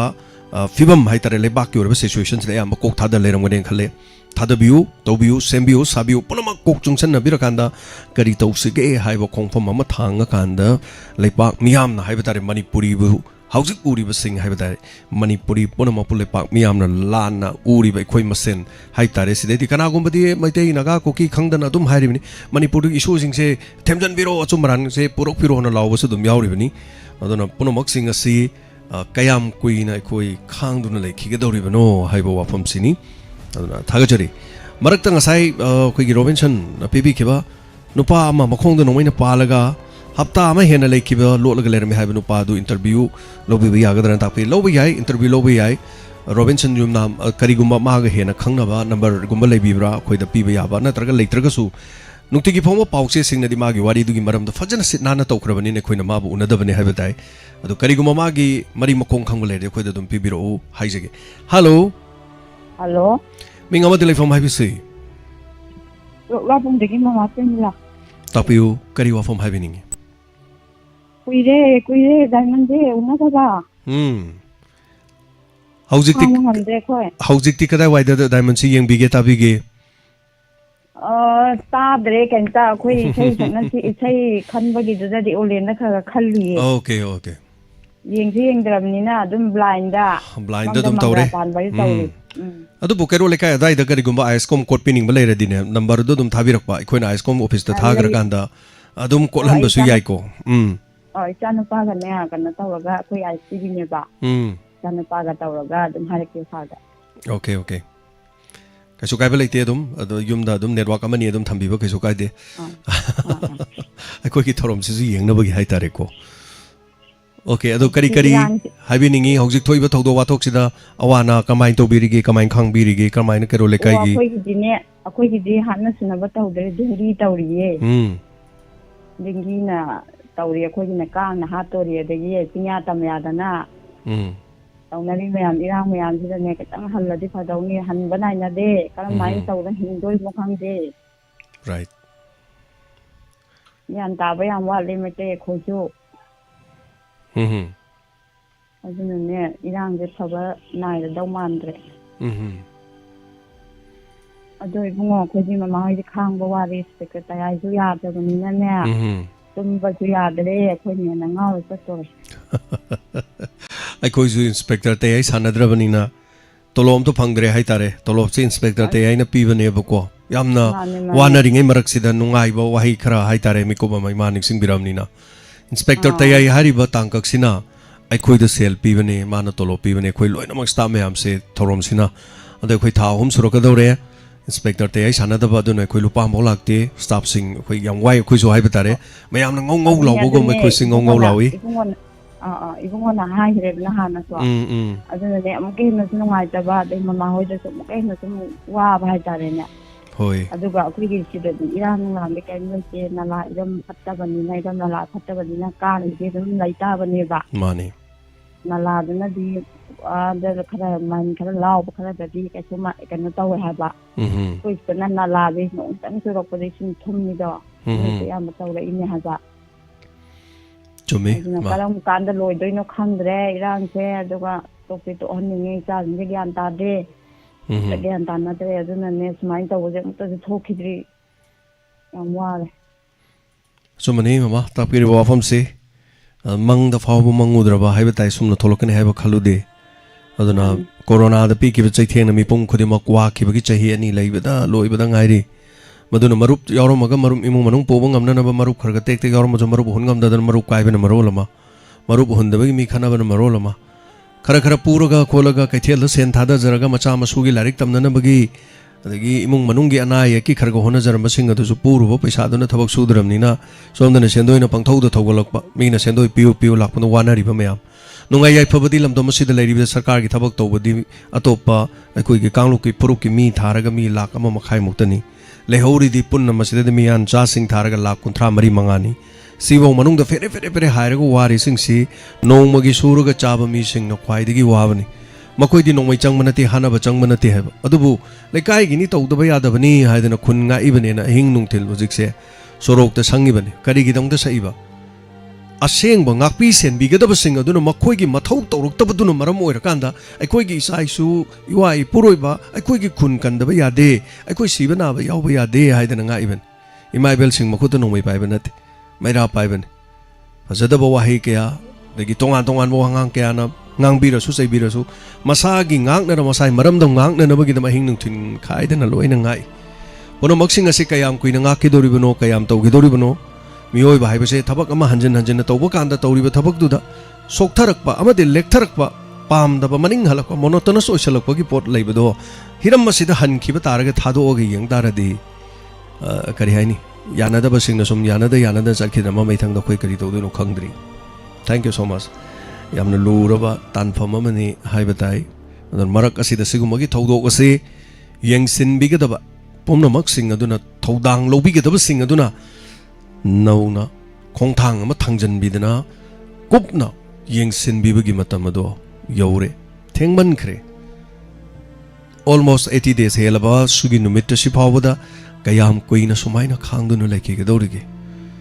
kayam koina sumna laiki gani हेन वाब सिंगदी तोलोब खरगा चाबदी थागी तोलोबदी सोइरो दम लाकने अदुना नोमगी सुरगा चार में हमसे कमाइन तोरकन सुबम नोबम लेरक्त्रम निनो उपाय लेते होजी कोई थौबाल डिस्ट्रिक्ट ता लौ खरा सुबा यारी खरा चली याम नुक्सिगर जानी मयाम रिलीफ कैम्प दा लेरिब सिंगदो मयामना पिजब पिथकप खरगा तौबदो हानदी याम थिलामे होजिकति करिम थिलकिद्रे थिन्नब मिसु पैसा लेत्रे थिन्नब मिसु हामनददी खरा खरा मैम चतना खोतना इमाइबेल सिंह बोरा बोरा बोरा पोरकन थिलम होजिकति थिनबिनब लेत्रे अदुना कैदौरे हिदागुली लेबं नब करी तौरे अयु ngata हौगलग मी लौ सुब चले चटकदबने चटप याय हिंगनबगिदमक्ता सेरोक सुगुनुदगी लागा स्वाइदा रिलीफ कैम्प दा लेरिबदो स्वाइगी लौ सुब चले चटकदबनी हिंगनब तौगदबनी अदुबु कयाम कोइना मसिबु सुमाइना तौर हिंग लेखिगदोरिनो लौ सुबै मतमदि फरे लौ सुरुक्तब मतमदि हेंग करी तौदोरि मचा मसु करम थाकदोरि मखोइगिदि मचा मसु एजुकेशन कमाइन तौगदोरि कनाने यंगसन बिगदोरि हेलो मिंग मदले फम हाबिसे हेलो आई याम बुपिगे इसे दने तापिसे करी वाफम हाबिनिंगी करी थंबिनिंगी मिजोरामगी चीफ मिनिस्टर गदुदी मखौ पोंगना कोइदि यस सर हाइदेगाना कोइदि चखत थरांगी लंबीदा चटमिनबनी अतोप अतैगिदि मो स्टेट ना दुम तौजैदम यामना पावर लेना याम याम पावर लेना हाइग्रे अखोइ इंडिया जु कीदे अखोइ को इंडिया होजिकसि लेंगा पारिसि इंडिया कौइदना इंडिया जु कीदे अखोइ मोइ कीबा लेते गान याम चाउनो हाइग्रे मिगिदि को अदुमिगिदि अदुमाइना हाइ अखोइगिदि मोइ अदु हारकबदा अखोइदि इक्पुइ काइजे मोइदि तादा जाला इकाइदा जाला हाइबनिदा मधु वादो होई नुंगाइतबगी हाइबिरिबनि हाइतारे नोक्तोदो गाइरे तौरिसे को अदुगा angakpa mi ngaktani dungare dagi khoi dagi kagriba MP jingduna kari dawano moina chali duna parliament da tumba chali bajala kari no ba mayam sidai ja khoi na haidori je khoi kain khangbu na te se pau I khara taraga dum khara du tabu nu alakta dana phungtora ine ba khoi gi je du amana aina sum haining manang han si kwagi na da Sharauda Hanubi may Tabada Yabado. Moigi di when a Hanubi the Makatu may Tabada Hina may Tabada Yahalami Beneva. A coin as a tie, Moina to tie, a quick Tabada, a coin of Kangaho, I got a coin of Tazaba, Quidon Gida. Imung do the Hanubi, Malayame, Mana Kapagalam, Haimoron, the Henu Henuna. I do quite Angang, and Patana Tanto Piramapana, Tamame Hive, for Tameva Hoida. The Sugumba di Kangia Mojina. Ado Minum City Akoi am Zawani, Akoi Adum Pazana. Though Akoina Tobagamona Tobagam think another one, Adum Mayam, the Kangida Vagiwani, Akoina Hector Yam, Tina Tauraba, Akoina Ata, Kadi Haidu, no Kujibu Miga, Niakama, Pamaranka, and a Hapa Tupa, Tauboina, Uya, about Topa Minadi. ꯑꯗꯨꯅ ꯑꯩꯈꯣꯏꯒꯤ ꯂꯩꯔꯤꯕ ꯑꯩꯈꯣꯏꯒꯤ ꯑꯆꯧ ꯑꯁꯥꯡ ꯍꯥꯏꯒꯗ꯭ꯔꯥ ꯃꯆꯤꯟ ꯆꯣꯡꯕ ꯍꯥꯏꯒꯗ꯭ꯔꯥ ꯃꯌꯥꯝꯁꯤꯡꯁꯤꯅ ꯁꯤꯒꯨꯝꯕꯁꯦ ꯈꯤꯇꯪ ꯄꯨꯈꯠꯄꯤꯔꯦꯔꯒ ꯇꯧꯔꯒꯗꯤ ꯊꯃꯣꯏꯁꯤꯡꯁꯦ ꯈꯔ ꯄꯦꯟꯅꯒꯗꯕꯅꯤ ꯍꯥꯏꯕ ꯍꯧꯖꯤꯛꯁꯦ ꯀꯔꯤꯝꯇ ꯍꯥꯏꯕꯤꯗ꯭ꯔꯕꯅꯤ나 ꯀꯔꯤꯝꯇ ꯉꯥꯡꯕꯤꯅꯤꯡꯉꯥꯏ ꯂꯩꯇꯕ ꯍꯦꯛꯇ ꯌꯥꯝꯅ ꯑꯩꯈꯣꯏꯁꯦ ꯌꯥꯝ ꯇꯣꯜꯂꯕ ꯑꯗꯨꯃꯥꯏꯅ ꯈꯟꯕꯁꯦ ꯑꯩꯈꯣꯏꯁꯦ ꯌꯥꯝ ꯅꯨꯡꯉꯥꯏꯖꯗꯕ ꯐꯥꯎꯋꯦꯕ ꯊꯃꯣꯏꯁꯤꯗ ꯑꯗꯨꯅꯦ ꯑꯩꯈꯣꯏꯒꯤꯗꯤ ꯃꯣꯏꯗꯤ MLA ꯇꯔꯥꯗꯨꯅ ꯐꯩꯒꯥꯛ ꯐꯩꯅ ꯂꯦꯞꯄꯦ ꯀꯅꯥꯝꯇꯁꯨ ꯀꯔꯤꯝ ꯍꯥꯏꯗꯦ ꯑꯩꯈꯣꯏꯗꯤ ꯆꯤꯞ ꯃꯤꯅꯤꯁꯇꯔꯗꯨꯗ ꯀꯔꯤ ꯑꯉꯥꯡ ꯅꯨꯄꯤ ꯃꯆꯥꯅ ꯉꯥꯈꯥ ꯍꯥꯏꯔꯨꯕꯩꯗꯤ ꯖꯦꯜ ꯊꯝꯃꯤꯅꯦ ꯃꯉꯣꯟꯗ ꯃꯥꯒꯤ ꯖꯤꯝ ꯁꯪꯒꯥꯔꯝꯗꯥꯏꯗ ꯂꯥꯎꯗꯅ ꯈꯣꯡꯗꯅ ꯑꯀꯥꯝꯄꯦꯠ ꯉꯥꯡꯈꯤꯕꯗꯨꯗꯤ ꯃꯥ ꯀꯔꯤꯝ ꯍꯥꯏꯗꯦꯕ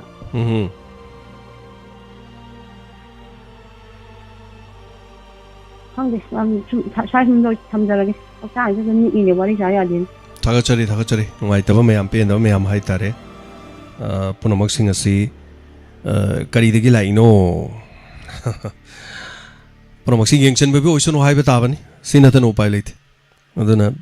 ꯊꯣꯛꯏꯕ ꯃꯌꯥꯝꯁꯤꯗ ꯑꯩꯈꯣꯏꯒꯤ ꯇꯣꯉꯥꯟ ꯇꯣꯉꯥꯟꯕꯁꯦ BBC ꯗ ꯀꯔꯤꯗ ꯑꯇꯩꯗꯀꯣ ꯑꯩꯈꯣꯏꯒꯤ ꯎꯠꯊꯣꯔꯛꯄ ꯍꯥꯏꯕ ꯇꯥꯏ ꯑꯩꯈꯣꯏꯒꯤ ꯏꯟꯇꯔꯚ꯭ꯌꯨꯁꯤꯡ ꯑꯇꯩꯒꯤ ꯏꯟꯇꯔꯚ꯭ꯌꯨꯁꯤꯡ ꯎꯠꯂꯛꯄꯁꯤꯡ ꯌꯥꯝ ꯂꯩ ꯃꯗꯨ ꯌꯦꯡꯉꯨꯕꯗ ꯍꯥꯏꯕ ꯇꯥꯏ ꯃꯣꯏ ꯅꯥꯀꯟ ꯑꯃꯈꯛꯀꯤ ꯁꯨꯝ ꯎꯠ ꯂꯩꯕꯗꯣ ꯍꯥꯏꯇꯥꯔꯦ ꯑꯩꯈꯣꯏ ꯁꯣꯝꯒꯤꯅ ꯁꯨꯝ ꯎꯠꯇ꯭ꯔꯗꯤ ꯅꯨꯡꯉꯥꯏꯔꯛꯇꯕ ꯑꯗꯨꯝ ꯌꯥꯎꯋꯦ ꯍꯥꯏꯇꯥꯔꯦ ꯎꯠꯂꯒꯗꯤ ꯕꯣꯠ ꯁꯥꯏꯠ ꯑꯅꯤꯃꯛ ꯂꯣꯏꯅ ꯎꯠꯍꯟꯅꯤꯡꯕ ꯍꯥꯏꯇꯥꯔꯦꯅꯦꯀꯣ ꯑꯃ ꯑꯣꯏꯔꯦ ꯇꯧꯔꯤꯕ ꯊꯕꯛ ꯊꯧꯑꯣꯡꯁꯤꯡ ꯑꯁꯤꯗ ꯃꯊꯪꯒꯤ ꯀꯣꯂꯔꯗ ꯈꯨꯗꯣꯡꯆꯥꯕ ꯄꯤꯖꯒꯦ ꯑꯗꯨꯒ ꯑꯩ ꯚꯤꯗꯤꯑꯣ ꯑꯃꯇꯪ ꯎꯠꯆꯔꯛꯀꯦ ꯁꯤꯁꯨ ꯏꯅꯧ ꯅꯧꯕ ꯚꯤꯗꯤꯑꯣ ꯎꯠꯂꯔꯣꯏ ꯐꯣꯇꯣ ꯑꯣꯏꯅ ꯎꯠꯆꯔꯛꯀꯦ ꯚꯤꯗꯤꯑꯣ ꯑꯣꯏꯅ ꯎꯠꯄꯗ ꯅꯨꯡꯉꯥꯏꯇꯕ ꯍꯥꯏꯕ ꯇꯥꯏ ꯑꯗꯨꯒ ꯉꯥꯛꯄꯤ ꯁꯦꯟꯕꯤꯕ ꯂꯥꯛꯂꯤꯕ ꯑꯩꯈꯣꯏꯒꯤ ꯑꯁꯥꯝ ꯔꯥꯏꯐꯜ ꯍꯥꯏꯇꯥꯔꯦ ꯑꯁꯥꯝ ꯔꯥꯏꯐꯜꯒꯤ ꯏꯆꯤꯟ ꯏꯅꯥꯎ ꯑꯃꯅ ꯑꯩꯈꯣꯏꯒꯤ ꯉꯥꯛꯄꯤ ꯁꯦꯟꯕꯤꯕ ꯂꯥꯛꯄ ꯁꯤꯅ ꯑꯃꯨꯛ ꯀꯩꯗꯧꯒꯦꯕꯨ ꯑꯩꯈꯣꯏꯒꯤ ꯚꯥꯏꯔꯦꯜ ꯃꯆꯥ ꯑꯃ ꯊꯣꯛꯂꯛꯑꯦ ꯁꯤꯁꯨ ꯅꯨꯄꯤ ꯃꯆꯥ ꯑꯃ ꯑꯩꯈꯣꯏꯒꯤ ꯗꯨꯀꯥꯟꯗ ꯍꯥꯏꯇꯥꯔꯦ ꯃꯈꯨꯠ ꯃꯁꯥ ꯁꯥꯡꯉꯛꯄꯒꯤ ꯍꯥꯏꯕ ꯇꯥꯔꯦ ꯁꯤꯗꯗꯤ ꯃꯔꯤ ꯂꯩꯅꯕꯁꯤꯡ ꯋꯥ ꯉꯥꯡꯕꯤꯔꯣꯏꯗꯕ꯭ꯔꯥ ꯑꯆꯨꯝꯕꯅꯦꯅ ꯂꯧꯕꯤꯒꯗꯧꯔꯤꯕ꯭ꯔꯥ ꯑꯩꯈꯣꯏꯒꯤ ꯃꯊꯛꯇ ꯇꯧꯕ ꯊꯕꯛꯁꯤꯡ ꯑꯗꯨꯅ ꯑꯗꯨꯒꯨꯝꯕ ꯐꯠꯇꯕꯁꯤꯡ ꯑꯗꯨꯅ ꯂꯣꯠꯁꯤꯟꯗꯨꯅ ꯊꯝꯒꯗꯧꯔꯤꯕ꯭ꯔꯥ ꯁꯤꯅꯤ ꯍꯪꯉꯛꯏꯕ ꯋꯥꯍꯪꯁꯦ ꯅꯦꯠꯁꯤ ꯌꯥꯔꯗꯤ ꯃꯌꯥꯝꯁꯨ ꯂꯣꯏ ꯎꯅꯤ ꯎꯕꯕꯨꯗꯤ ꯑꯗꯨꯕꯨ ꯑꯩ ꯇꯥꯡꯀꯛ ꯑꯃꯗ ꯎꯠꯆꯔꯛꯀꯦ ꯑꯗꯨ ꯃꯊꯪꯒꯤ ꯀꯣꯂꯔꯗ ꯈꯨꯗꯣꯡꯆꯥꯕ ꯄꯤꯖꯔꯤ ꯃꯤꯅꯤꯠ ꯈꯔ ꯂꯩꯖꯔꯤ ꯑꯗꯨꯃꯛ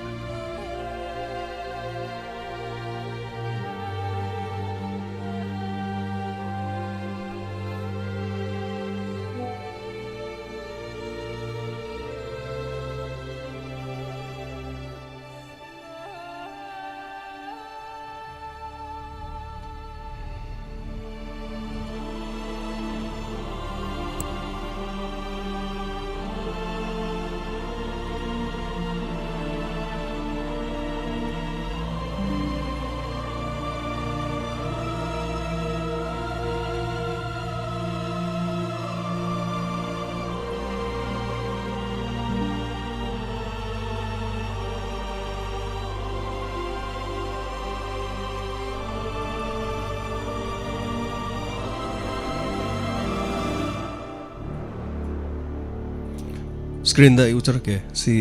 वीडियो ओइना दे उचदरे मरमदि नुंगाइतबा हाइबा ताइ मेतै नुपी मदनी असम राइफल की रैंक से यंग बिही नि कारिस कोई नुपी मचा सिदा मोलेस्ट तौबगी मौन मा तोइ सपोर्ट लेबमदा सी हुजि कोइ सोशल मीडिया दा सो दो खरा खरा उनरगली बने हाइबा ताइ अदु सागु मिशन गुम्बा हाइबा तारे सिगी वीडियो क्लिप से वीडियो ओइने यावे आइना उचबा नुंगाइतबगिने हाइतारे मखुट सिदा सामीबा मखुट लामी सेंबिउसे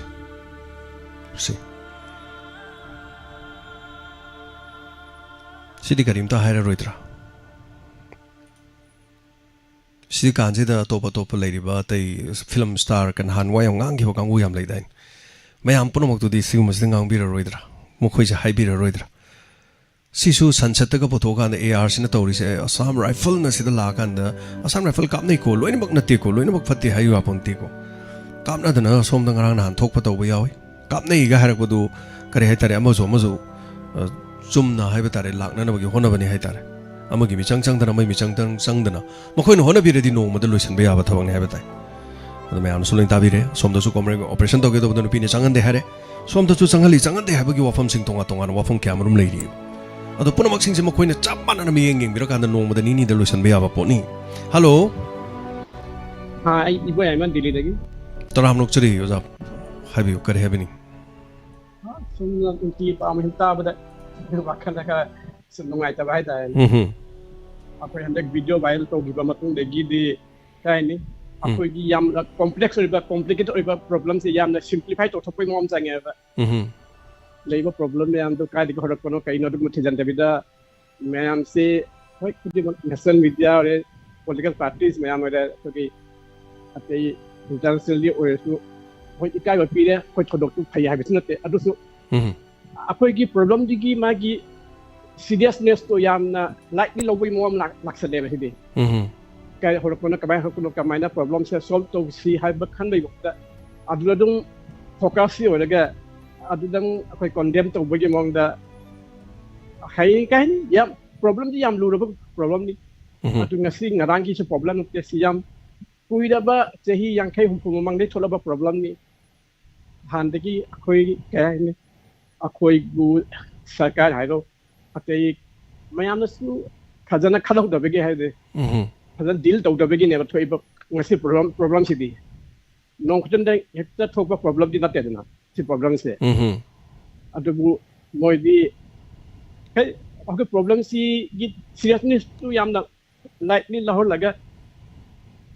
ꯅꯥꯀꯟ ꯑꯃꯗ ꯗꯥꯏꯚꯔꯠ ꯇꯧꯍꯟꯈ꯭ꯔꯦꯕ ꯑꯩꯅ ꯁꯨꯝ ꯈꯟꯖꯕꯗ ꯑꯩꯅ ꯍꯥꯏꯅꯤꯡꯕ ꯃꯣꯠꯇ ꯑꯗꯨ ꯃꯊꯛꯇ ꯑꯩꯈꯣꯏꯒꯤ ꯑꯃꯁꯨ ꯂꯩꯗꯅ ꯑꯩꯈꯣই ꯖꯦꯅꯔꯦꯜ ꯇꯦꯟꯗꯦꯟꯁꯤ ꯑꯃꯗꯤ ꯂꯩ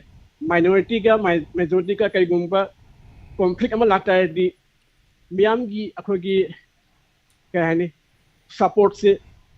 ꯃꯥꯏꯅꯣꯔꯤꯇꯤꯒꯤ ꯁꯞꯄꯣꯔꯠ ꯑꯗꯨꯝ ꯂꯩꯒꯜꯂꯦ ꯔꯥꯏꯠ ꯌꯥꯝ ꯆꯨꯝꯃꯤ ꯁꯤꯃ ꯑꯗꯨꯝ ꯇꯧꯒꯜꯂꯤ ꯍꯧꯅꯁꯥ ꯍꯥꯏꯇꯥꯔꯦꯅꯦ ꯑꯩꯈꯣꯏꯒꯤ ꯑꯗꯨꯅꯁꯨ ꯑꯩꯈꯣꯏꯒꯤ ꯄ꯭ꯔꯣꯕ꯭ꯂꯦꯝꯁꯤ ꯃꯤ ꯄꯥꯛꯅ ꯈꯪꯕꯤꯗꯕꯒꯤ ꯃꯑꯣꯡꯗ ꯆꯠꯂꯕ ꯑꯗꯨꯅꯁꯨ ꯑꯩꯈꯣꯏ ꯃꯥꯏꯅꯣꯔꯤꯇꯤꯗꯤ ꯃꯣꯏ victim card ꯃꯁꯨ ꯁꯥꯟꯅꯔꯦ victim cardꯗꯨꯒꯤ ꯁꯥꯟꯅꯕꯗꯁꯨ ꯑꯗꯨ ꯃꯊꯛꯇ ꯑꯩꯈꯣꯏꯁꯨ ꯑꯩꯈꯣꯏ ꯁꯥꯏꯠꯇꯒꯤ ꯄ꯭ꯔꯣꯄꯥꯒꯦꯟꯗꯥꯁꯨ ꯈꯔ ꯁꯣꯟꯕ ꯍꯥꯏꯇꯥꯔꯦ ꯃꯥꯅꯦ ꯑꯩꯅ ꯁꯨꯝ ꯌꯦꯡꯕꯗ ꯃꯈꯣꯏ ꯄ꯭ꯔꯣꯄꯥꯒꯦꯟꯗꯥꯁꯨ ꯌꯥꯝ ꯀꯜꯂꯤ ꯀꯟꯕꯒ ꯑꯗꯒꯤ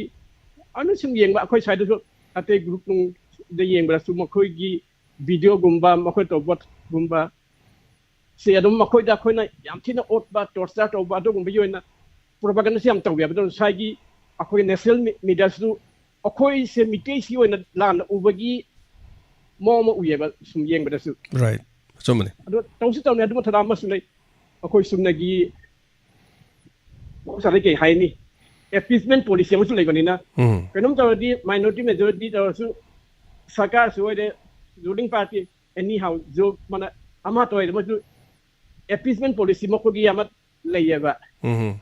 ꯑꯗꯨꯁꯨ ꯑꯗꯨꯝ ꯀꯩ ꯍꯥꯏꯅꯤ ꯑꯗꯨꯅ ꯍꯤꯔꯝ ꯈꯨꯗꯤꯡꯃꯛꯇ ꯀꯩ ꯍꯥꯏꯅꯤ ꯑꯩꯈꯣꯏꯁꯦ ꯑꯗꯨꯝ ꯁꯨꯝ ꯁꯣꯊꯕꯒꯤ ꯃꯑꯣꯡꯗ ꯂꯥꯛꯄꯒꯤ ꯈꯪꯗꯦ ꯑꯃ ꯃꯥꯟꯕ ꯌꯥꯝꯅ ꯀꯩ ꯍꯥꯏꯅꯤ ꯏꯁꯥ ꯏꯊꯟꯇ ꯑꯩꯈꯣꯏꯁꯦ ꯀꯩꯅ ꯈꯟꯐꯝ ꯉꯝꯇꯕ ꯍꯥꯏꯇꯥꯔꯦ ꯃꯤ ꯃꯥꯡꯁꯨ ꯏꯀꯥꯏꯕ ꯅꯧꯔꯤꯉꯩꯗꯤ ꯑꯩꯈꯣꯏ ꯐꯅꯌꯥꯝ ꯍꯥꯏꯔꯝꯃꯤ ꯑꯗꯨꯝ ꯐꯖꯅꯁꯨ ꯍꯥꯏ ꯃꯤ ꯊꯥꯖꯔꯝꯃꯤ ꯍꯣꯏ ꯃꯌꯥꯝꯁꯤꯅꯅꯤ ꯑꯩꯈꯣꯏꯒꯤ ꯉꯁꯤ ꯇꯧꯔꯛꯏꯕ ꯄ꯭ꯔꯣꯕ꯭ꯂꯦꯝ ꯊꯣꯛꯏꯕ ꯍꯥꯏꯕꯗꯤ ꯑꯩꯈꯣꯏꯒ ꯃꯈꯣꯏ ꯌꯦꯡꯉꯒ ꯃꯈꯣꯏꯗꯤ ꯑꯦꯗꯚꯥꯟꯇꯦꯖꯤꯌꯁ ꯄꯣꯖꯤꯁꯟꯗ ꯂꯩꯕ ꯍꯥꯏꯕꯗꯤ ꯈꯤꯇꯪ ꯑꯣꯏꯔꯦ ꯀꯩꯅꯣ ꯊꯕꯛ ꯐꯪꯉꯦ ꯃꯈꯣꯏ ꯂꯥꯏꯅ ꯐꯪꯉꯤ ꯀꯣꯇꯥꯒꯤ ꯅꯃꯥꯗ ꯑꯗꯨꯅ ꯄ꯭ꯔꯣꯃꯣꯁꯟꯗꯁꯨ ꯂꯩ ꯃꯣꯏꯗꯤ ꯑꯩꯈꯣꯏꯒꯤ ꯍꯦꯛ ꯔꯤꯀ꯭ꯔꯨꯠꯃꯦꯟꯒꯤ ꯑꯦꯟꯇ꯭ꯔꯤ ꯄꯣꯏꯟꯇ ꯅꯠꯇꯦ ꯄ꯭ꯔꯣꯃꯣꯁꯟꯗꯐꯥꯎ ꯃꯣꯏꯁꯦ ꯀꯣꯇꯥ ꯄꯤꯔꯤꯅꯦꯕ ꯑꯗꯨꯅ ꯑꯩꯈꯣꯏ ꯆꯞ ꯃꯥꯟꯅꯅ ꯊꯕꯛ ꯆꯪꯃꯤꯟꯅꯔꯁꯨ ꯑꯩꯈꯣꯏꯗꯒꯤ ꯃꯈꯣꯏꯅ ꯍꯥꯟꯅ ꯍꯦꯛꯇ ꯑꯆꯧꯕ ꯄꯣꯁꯁꯤꯡ ꯍꯦꯛꯇ ꯐꯪꯈꯤꯅꯤ ꯀꯥꯈꯤꯅꯤ ꯁꯨꯝ ꯌꯦꯡꯉꯀꯥꯟꯗꯁꯨ ꯑꯩꯈꯣꯏꯒꯤ ꯑꯁꯨꯛ ꯌꯥꯝ ꯂꯩꯕꯁꯤꯅ ꯍꯟꯗꯛꯁꯨ ꯌꯦꯡꯉꯨꯅꯦ ꯃꯤ 3 ꯈꯜꯂꯦꯌꯦ ꯑꯥꯏꯑꯦꯁꯀꯤꯗ ꯑꯗꯣ ꯃꯤꯇꯩꯒꯤ 2 ꯑꯗꯩ ꯀꯨꯀꯨꯒꯤ 2 ꯑꯗꯨꯝ ꯇꯥꯏꯑꯦꯕ ꯑꯩꯈꯣꯏ ꯄꯣꯄꯨꯂꯦꯁꯟꯗꯨꯒꯤ ꯌꯦꯡꯉꯒ ꯃꯈꯣꯏꯅ ꯑꯗꯨꯗꯤ ꯀꯌꯥꯝ ꯌꯥꯝ ꯑꯦꯗꯚꯥꯟꯇꯦꯖꯤꯌꯁ ꯄꯣꯖꯤꯁꯟꯗ ꯂꯩ ꯍꯥꯏꯕꯁꯦ ꯑꯗꯣ ꯑꯁꯨꯛ ꯃꯌꯥꯝꯁꯤꯒꯤ ꯐ꯭ꯔꯁꯇ꯭ꯔꯦꯁꯟ ꯑꯃꯁꯨ ꯍꯥꯏꯇꯥꯔꯦꯅꯦ ꯑꯗꯨ ꯃꯌꯥꯝꯗꯒꯤ ꯑꯩꯈꯣꯏ ST ꯗꯤꯃꯥꯟ ꯂꯥꯛꯈꯤꯕ ꯈꯣꯠꯈꯤꯕ ꯑꯗꯨ ꯃꯌꯥꯝꯗꯣ ꯕꯦꯛꯒ꯭ꯔꯥꯎꯟꯗ ꯂꯩꯕ ꯐꯦꯛꯇꯔꯁ ꯃꯌꯥꯝꯁꯦ ꯍꯧꯖꯤꯛꯇꯤ ꯀꯅꯥꯝꯇ ꯅꯩꯅꯗ꯭ꯔꯦꯕ ꯑꯩꯅ ꯁꯨꯝ ꯌꯦꯡꯕꯗ ꯑꯗꯨꯝꯇ ꯍꯥꯏꯒꯦꯅꯦ ꯑꯩꯈꯣꯏꯒꯤ ꯁꯦꯄꯔꯦꯠ ꯑꯦꯗꯃꯤꯅꯤꯁꯇ꯭ꯔꯦꯁꯟ ꯑꯣꯏꯔꯦ ꯁꯦꯄꯔꯦꯠ ꯑꯦꯗꯃꯤꯅꯤꯁꯇ꯭ꯔꯦꯁꯟ ꯍꯦꯛ ꯄꯤꯔꯒꯕꯨ ꯄ꯭ꯔꯣꯕ꯭ꯂꯦꯝꯁꯤꯕꯨ ꯁꯣꯜꯕ ꯇꯧꯒꯗ꯭ꯔꯅꯦ ꯑꯩꯈꯣꯏ ꯂꯣꯏ ꯈꯪꯅꯔꯤ ꯉꯥꯛꯇꯅꯤ ꯑꯁꯥꯝꯗꯁꯨ ꯑꯁꯥꯝꯗꯒꯤ ꯑꯩꯈꯣꯏ 1971ꯗ 1972ꯗ ꯃꯦꯘꯥꯂय ꯑꯁꯥꯝꯗꯒꯤ ꯖꯤꯂꯥ 2 ꯈꯥꯏꯗꯣꯛꯑꯒ ꯑꯣꯏꯈ꯭ꯔꯦ ꯑꯗꯒꯤ ꯑꯩꯈꯣꯏꯒꯤ ꯃꯤꯖꯣꯔꯥꯝ ꯂꯨꯁꯥꯏ ꯖꯤꯂꯥ ꯂꯩꯔꯝꯃꯤꯅꯤ ꯑꯗꯨ 7ꯗ hani inunted ohlaga 87 da mo mo MNF ka central government ga nabim tu na khoi kadar tong na ga 87 da state ohel ngere adwan so naga pahar jila assam da le me do adu 1963 december banda mo akhoi state ama ohen na toy ni adu bor kai problem solve ogene ngasi wadum ori assam ga mizoram ga border dispute lay assam meghalaya border dispute lay yes assam nagaland adum moi border da phatna ba sutna ba adum phanam tawi hanru jahi hum maman tawi dunne mane mizoram ga nagaland assam gi border assam police ko kai ga mo gi mai hana da so mai thana na tawi me ando ki problem solve go ke so highway ade ba amma tawi ga mo da hit pendras box hangba gumone ba aduna ama hek pito bodagi kuda ma hana nagaland piure adagi meghalaya irang hore adagi mizoram matham thang irang adung mathang da dung akoi gi west bengal ro to juni akoi gurkha singna ungkoi atoba state demand to bogi yes kisu solution hai bi ade ba permanent makoi gi separate administration ma piraga atu ati sung demand to raken mathang demand het to boga mohil shanti da leini habi ga wa kasu leke yes sigum si khalaga di aphak thang mayam punam ruling party ore opposition party ore mayam ama to raga consensus ama poraga kai gumba ama khwai di anaba phanaba porapana di phabra kale anta sum ama dam sum chaini parliament session to pra mohidi kasuna ta parliament session ama na mu hai ama na discussion tawsi tawraya dong tawsi malam cha to sum yet laga dum matam se mangan batu da di sana laga sing da khoi lui kai vai chen hai da su hai ba ke lui ba ti akoi na hai su dun ta dong te du kai hai ni haning ba kha dum thank you sir low bana low drazu marik chum wafam yam yauri sari wafam da fajaba hai batai koi makeup thok tabi ade akoi khang da ba ade hai batare punamak se khangmi na da ya da ba aduna akhangba sing mayam yaubirak pa sing hai batai waja koi mayam punamona khara do so hai ra kan koi makeup thok pagi matam duni akoi mi ha se hai banate wajana koi mi ha na ba kasu injalak to leite aduna akoi oibam thokpa tokpam thokpa thangjalak da ba afaba ma sung phatta ba hai batai thabak amagi ado positive negative to gyang kan da koi thabak to bi mathau tai aina aning ba pami hai dana hekta ai gi thokpa chana ba yada ba mi magi kang ki pru ki soko da thabak tu di akoi na to ba yati ado bu punamak sing ase akoi democracy ne pi ba gi manung du da langla langjin du gi manung du da koi lan thok ta na tan ba di hiram kodi mukta dum gyai punamak sing do du gi manung da tan biu makoi so makoi to biu akoi gi dum tauni thengna ni court na ya ba du da court ki decision final ogi da anyway thank you so much sagachari dali ti saru ga berap ko ja ado punungi warol haijabatai magi pukning da leba wakhalon da lalambi yai chumambi yai adom so dum phongdok pibe yai karim ta kaide adom gi wakhalon chumina lalina ai do khoina lepor lore ai khoina sida hari podo hore da zanna ne na walai ponte sida haira koduri wadun hore ne ti yum mai jakane ne ta habi walai ponte aduna wafam sing se aduni yam lori bese machin men ba ma yauri aduga masina aruba mo hele oja james da pire gilbert Tagachari Gilbert adum phongdo piu adum wakhalon sing hai tare koi khangmina da yada ba nomagi damen tv na pung amaga makhai si tholiba thodok si manung de koi khara makeup thokmina na ba duga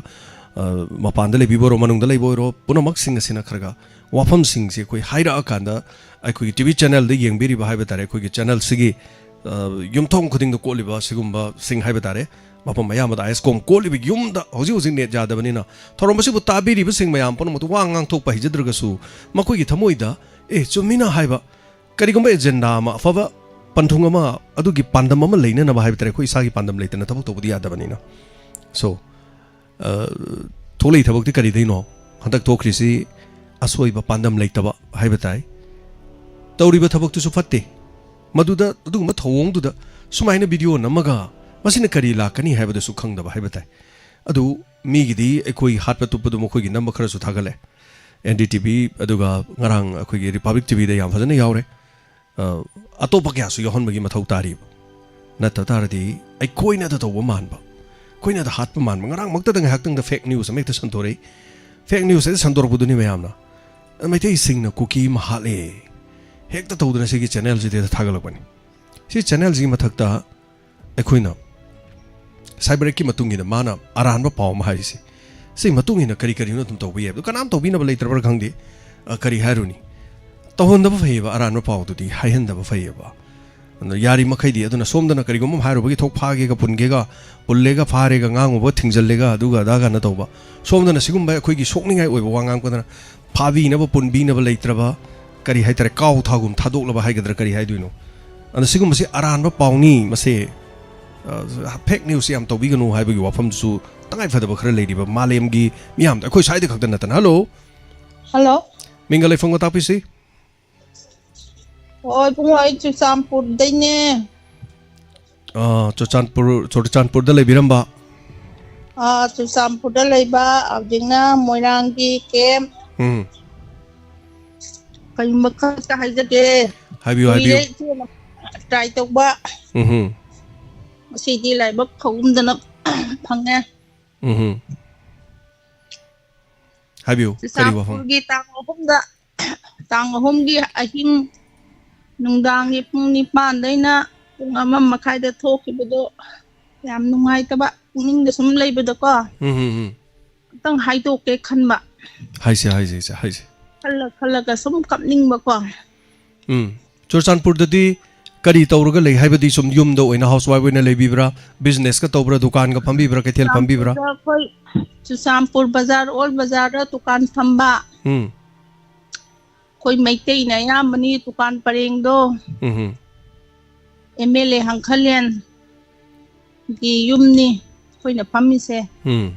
my building makhada do kan mang hore dukan ga gudam ani ga do tawbi khre lokok pi khre pochai ko du matungda yum su leita yawa na sujaraga koi si leijara ko se jampura koi gi mapa gi moi for father hai tare koi gi kubo pok pado adu ihan hana su jampur gi man wari liram bada jungle se kokhoga leirak pani hai adu matamda moi gi koi gi lamdugi Chochanpur bazar city mapu thau ama lei aba yelang na maga moi mi taruk taret khatang du matamdadi sa ka isu yami ka hai ba ma wari torum to ko mai bul thalaga ko ga leirak pani na tawdana aina Chochanpur sakhiba matamda adu baina leiye khoi se adu hansing mathang lei thidabadagi apa hoi khoi dum khoi ku boi chu dukan phamam dana tawrami Chochanpur gi mamtob lekai haiba sida leibane ba mamtob lekai hai sa khoi yum meite kun mukta ba nakse hoi adu gor chandra gi lai sangam lei mamtob lei ko mit ta sum kari hai sing ora sum kapning ma hai tare chen hoi amwa no honaraga tawlokpa yum sajarakpa kaidauba cha singlai tamakpa mayam loina mundi hauraga moina yam thajade nungdang do ko che numitudi mogi mars rally ama leibena maram orakan da dukan sing da thong lo na thong loina loli hai chumra khoi se ayung hang uraga moi tara dagi hawni tra ma thoi de hawni do khoi thong lon thala sang e ba yumda akhoi gi yum se Chochanpur police station dagi kap to hum lom thang ag lei bane ba main road ne ba ando khoi tari si am nak ne khoi le kai se main road police station ga adu sum yum da lei re moi na law se ngak pa phi ba phang na law bane ba ma ri le lak pa da akhoi cm biren chai akam peta ko mai tai chai akam peta akhoi di tum hana gi pham moi ding hak saw la mai phajani moi mi su bari ma mathalom da lei akhoi sida lei ri sing di lai ba ngak tani moi mathalom ta lom do office ha ngak tani dum khanduk ta ba sum tha da ba pung ani adai da di torbung da khanai chainai adu so dum khali nga khana ra toksa gi ni nga kham sarkar na khama ga dum khale ba aduga aina moi torbung da khana ba da khoi lekai si gi phau ra kanda khullam ma tai ba yam nak na moi gi chingni nga ta le ba ma chau colony na asdagi phimu se laga moi je ekta gari bike activa masai gari lebe ngai puraga mi anhum tonga haira lao chen ki mane akoi adu bo dum kan khande ba ko adu nimitu ai je sum thamoi de kari ngo si yam ki mama poida na tau badagi adu mai tau badagi ndang ge pung tare tarakpado adu dai di mo ta kang chi je post se mathang king buduna aki be masagam oire ba ade ko ne sidi na tayem cha roi ngak lei thok che na pane ga ma phi ma isa sing jo hape na mam tawraga seli se tawraga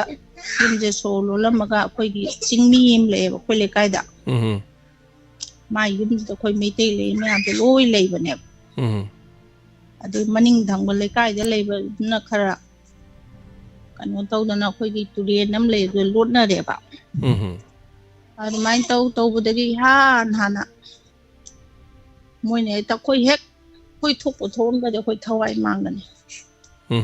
koi hek chingmi ge na phone to ra mi loi na da sang na me koi ni theng sang ba kwa ni pan dai da thong ha to ra sang ba de gi mana koi hek sang ba koi yin chen mai tha ga ba moi ta ni ida hoji chu che di ko nung si koi na lai ra na ma pham da mai ôi mang hâu đấy cháu hoa nè tukan pambay je kasu tum banate Hawaii Missouri kilomyon bada lupa makai katani tum wow wana honor ga yung kai sada ba lam tu lay sila ba ôi mang ay bu pai lay ti ko adu bu si na khan bada di moi je hau akoi se manin nam tan na hen da bu moi tan da bu moi plans yam chau ba plan ne ba koi na moi se koi sarkar na ko ai na se na hai da ning du akoi sarkar na moi se thema ga hau bu mi thai ba pijar ga to bu dai ko nang da di moi na sum angang na si sage ga pi bang nam do ko la man ni rak pado adu ne na khale ai wa khan isi na ko mo ye chok naw sa han ba koi le bi su moi na text lo ban ne ba oi e ba moi lo play text se ko ai bunga text lo we ba text ti ba sa gi oi na kwen adu imphal da koki sing le ba di imphal da le ba koki sing da di text lo de metai sing na ni adu bu lai ba ya na ba ana kai do ru no na ko kana am ta manin ma nai na de tawri se khang de yan ta de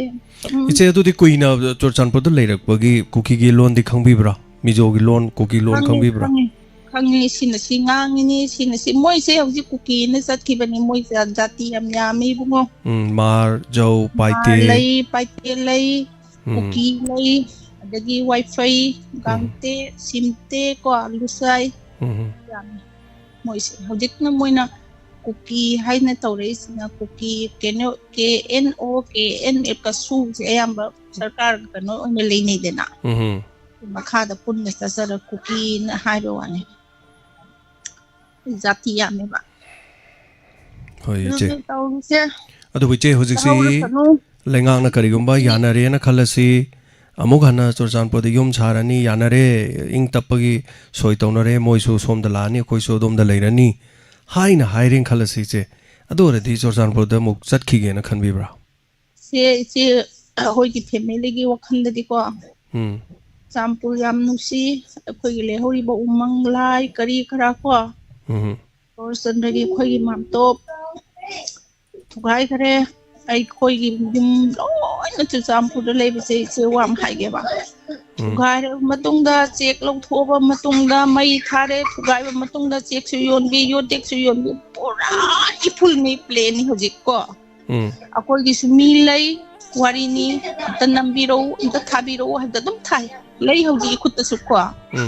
sa ma khut ta loi lai pura plane ni moi sem tois aduga akoi gi lai sang thugai de lai sang thugai raga lai manga kak thale dol chandra moi na ko tausan moi su nong madi atsum ba madi so ada ai so khalam isor se pamitang adala khoi gi la se kara rom da tang ga lai no na ji mai ta ba to mai te yam na khalu saloi khoi gi saloi na lepi saloi ki dei moi ge du mo che du di hojik ti ma pham adu da leiri si mung manung mi kya le biri ge relief camp da khoi mau ani su onga adu jadi manga taruk tare khoi mi mapan mafam adu da di mayam punna sa insang thong ba cha ba thak pa dum kari haba tari che kari karma kamai tauri wa na ba sarkar lengak ta kari da kari habe ning balai ti da smai tawi isa ngai mapa hoi dia da morang da le hauri ba kwa ado khoi bi se cha nu pi me nak nak na morang gi khoi gi neta ji sowa chan ai ne gi da ni ano ba do adu manak pa le ba moi gi yum doina le ra ba mong ma gi te le te kem da le adi kai kai to bos mon de dum mateng phang ni mongon da gi lo we ha ba okay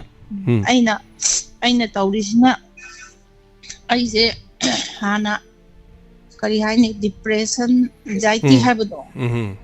iba khotpa sum bagi laina ma sum lei da gi hindak se ai se kari hai ni natayan sarak da gi chanti amaga tawraga ai mana ni da ticket ka ko pusan bi de ai nung ti ngi bungo gi si ko ai sum tai mana bani ma lai yang si asa do khara phagat na banai ji leye ji kunni da leye YouTube ta dum uza bane na okay se yam yang na phara fa bo bi yo ko thoi ba sigi waroi sin ma hai batai soidana lakani lakta badi haroi soidana lakani aduga hoi alternative topa arrangement ma hai batai tangai phadana ko adana aikoi gidi amuk yana baduni ko ki singna su laga somda leiba somgi so somda leiba magi hai batare aning ba pam sing du loina thongdri ba faw ba mukna dana leiraga ti ka su apa bodi or ko do bona te do amore yana na bodoni maki yana dargani yana da bagi amna magi thok bodu ti la porson marak to iche yam kana son tha biganu aduga soidana yam yang na faboi biro aduga sumaina yom mai ta dok pi ki ba manghan gi ba tahan gi ba talak ki ba siguma kaya sidi amata ude punamak sing se hai batai aduna khoi masen phongdok na bagi matang si amna marui ri sumaina haina bagi matam si amna thank you so much thagachari hana ama boire nungai ba pau dinate khangda uda basu sigum basi masing khangdana lei relief camp sing da chachar kan da koina namu ba video sing me amda thagalag ohon basu yauri haidok pa phongdok pangam da ba kya su yauri hello ming amade lai from happy say hello oza sarat ai Yuriam amdagi khoiron sarat sing taram nok sari oza kari wafam happy ning happy say ai hataki thawga wa thoksi ji yana nungai de ba magalona na ai di puning gi oiba ofang kitang phongdok jage hai nai to gera koni tapiu happy oza yum mama heta mai tha ba hai bisi yum mama thana ba hona ba da chahi kya changna matam kya changna sari ba yum du heta mai tha dok na heta mang na tang na ba to wa live ikenga loina na jangjala pa hata ki ko ki lam thamma che humanity ground yam na mathung cha da ba adigi hena tamsi ba ma lai ra hai na khali loina na aina kamu ansda mai makai thadokna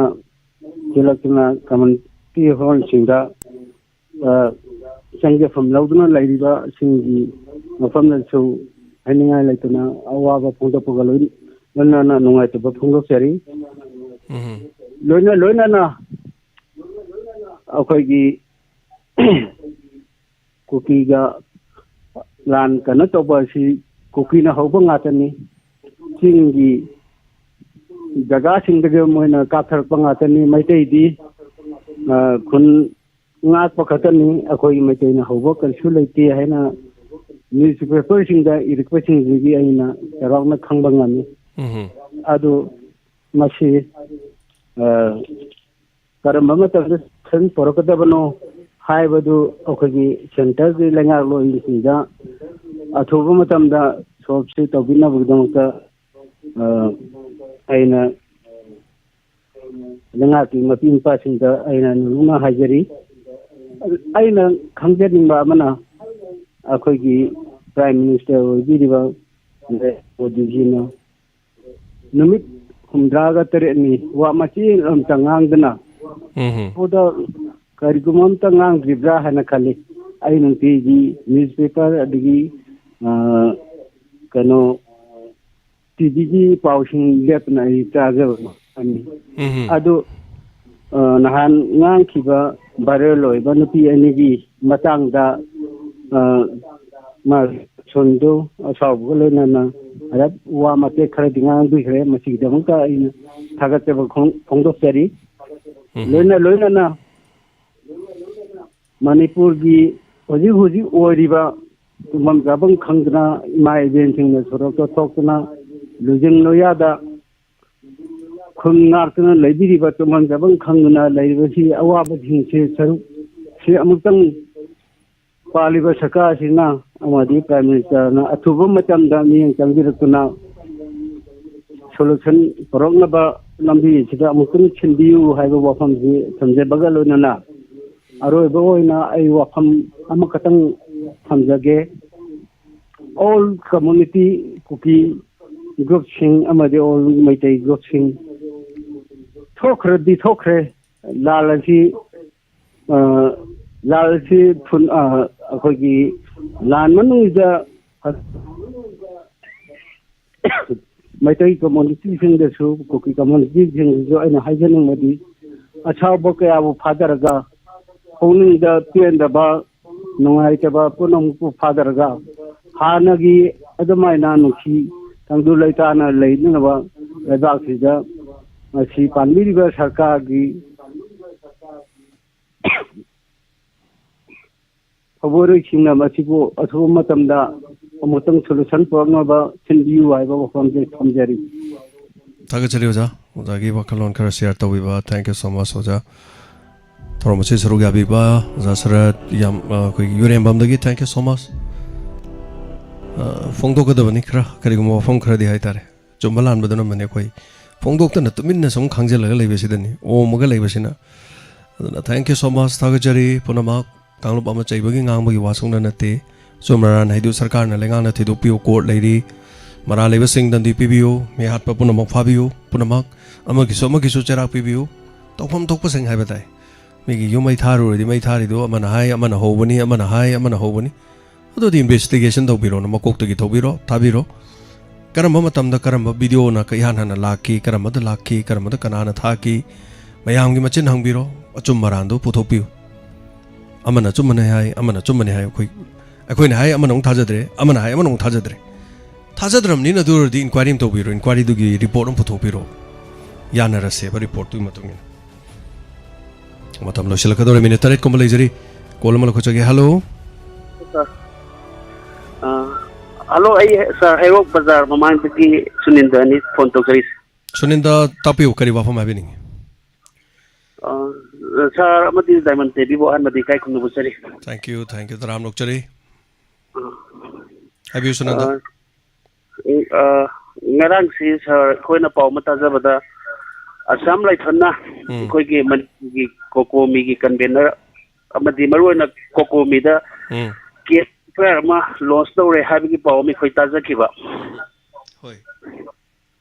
มาดามสิที่กลูบัดเอาสิคุยนะมาคุยอาสามไลท์นะพงดูปัวก็มีให้นะขนาดตาจะบัดตั้งไงพัฒนาคุยประชาชนนะ security ตะกี้โลกีบ้านน้องไม่สิงห์สิ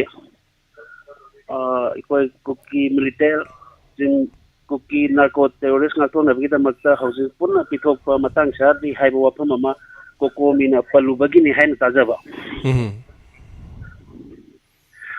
sara du ay bata agadi asam rifle si koi gi lo amadi koi gi ain si Manipur Assam lai panang pi dibra makona lom sum ai singal pi batara gadi kuki NP kuki gi sansa kuki NP anama lai baduga adu kuki MLA tara sigana Manipur gi government gi mayokta ikoi Manipur government gi ikoi mari tanare ikoi Manipur government makha da lai riaro haiduna government da madi state of hong na simra na ngangi ba sidi ain gi manung sanbra aina yabra masina India ki preamble da aya ba piribra masidana Assam lai khana kai matta bakoina case panjatri ba makoi matta lobya ba action lokat bidri ba si lo Janabasi Tandi Pangmaki Natraka Asway Bukana, my take a good Tainava. Ado Naki was Sendiva, the potation to begin Matang than a Sanadidava. Other the Puna machine, Lokana, I may take Pona open secret. Totally Manganava, Namson of Honor for having seen of Malay, some like Pangitongisa. Masian Sir Tanzania, Arway, Harwood Hagata. Tagari Sunda, I very often like that, yes. Why I'm giving a sea song, none of Mokana Tobo Tabak, Tromsing to Gimatung in Angi, look at Payab, look at Pataboxing or Ambi, Amorambi.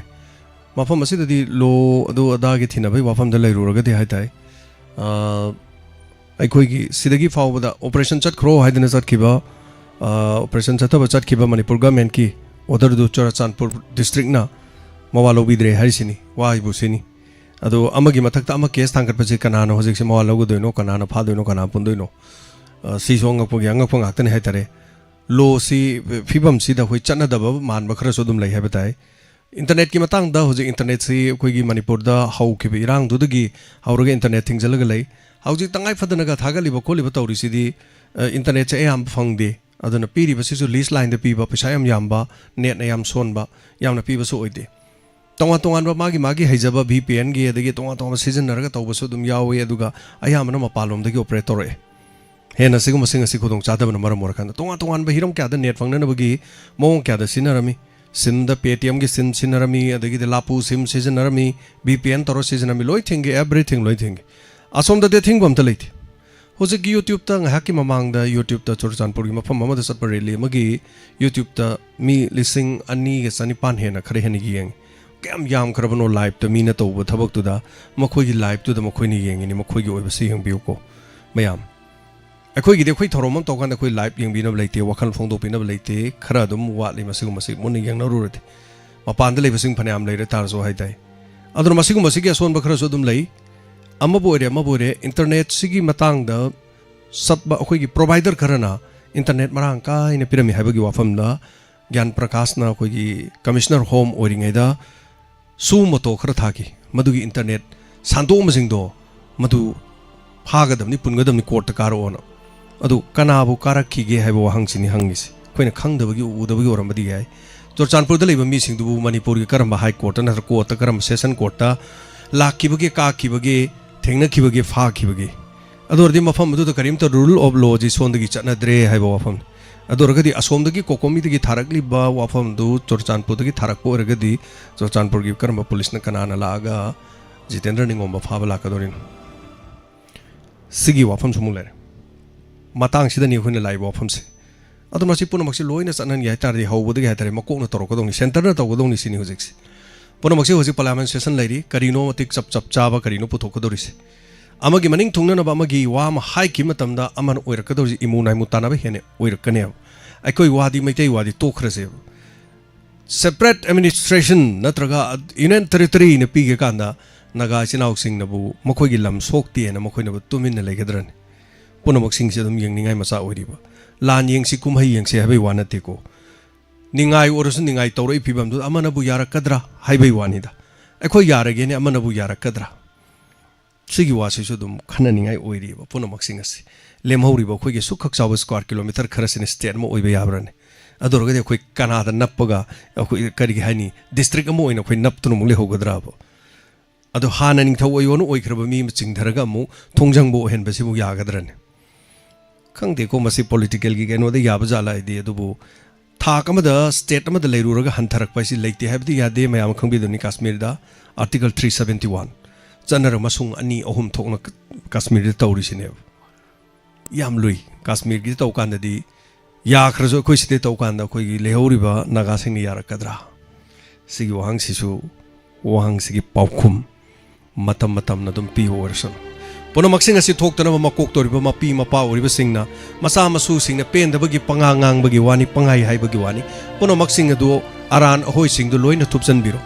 Theorem मसिदसु पेंदबगी निंगांगलकलिबा मयाम लेंगाकता हाइरकलिबा तौरिबा मयाम से थोइबा थौदोक्सिदी अंगांग चाउमगी कबोक येनबगी कबोक लांगनबदु नत्ति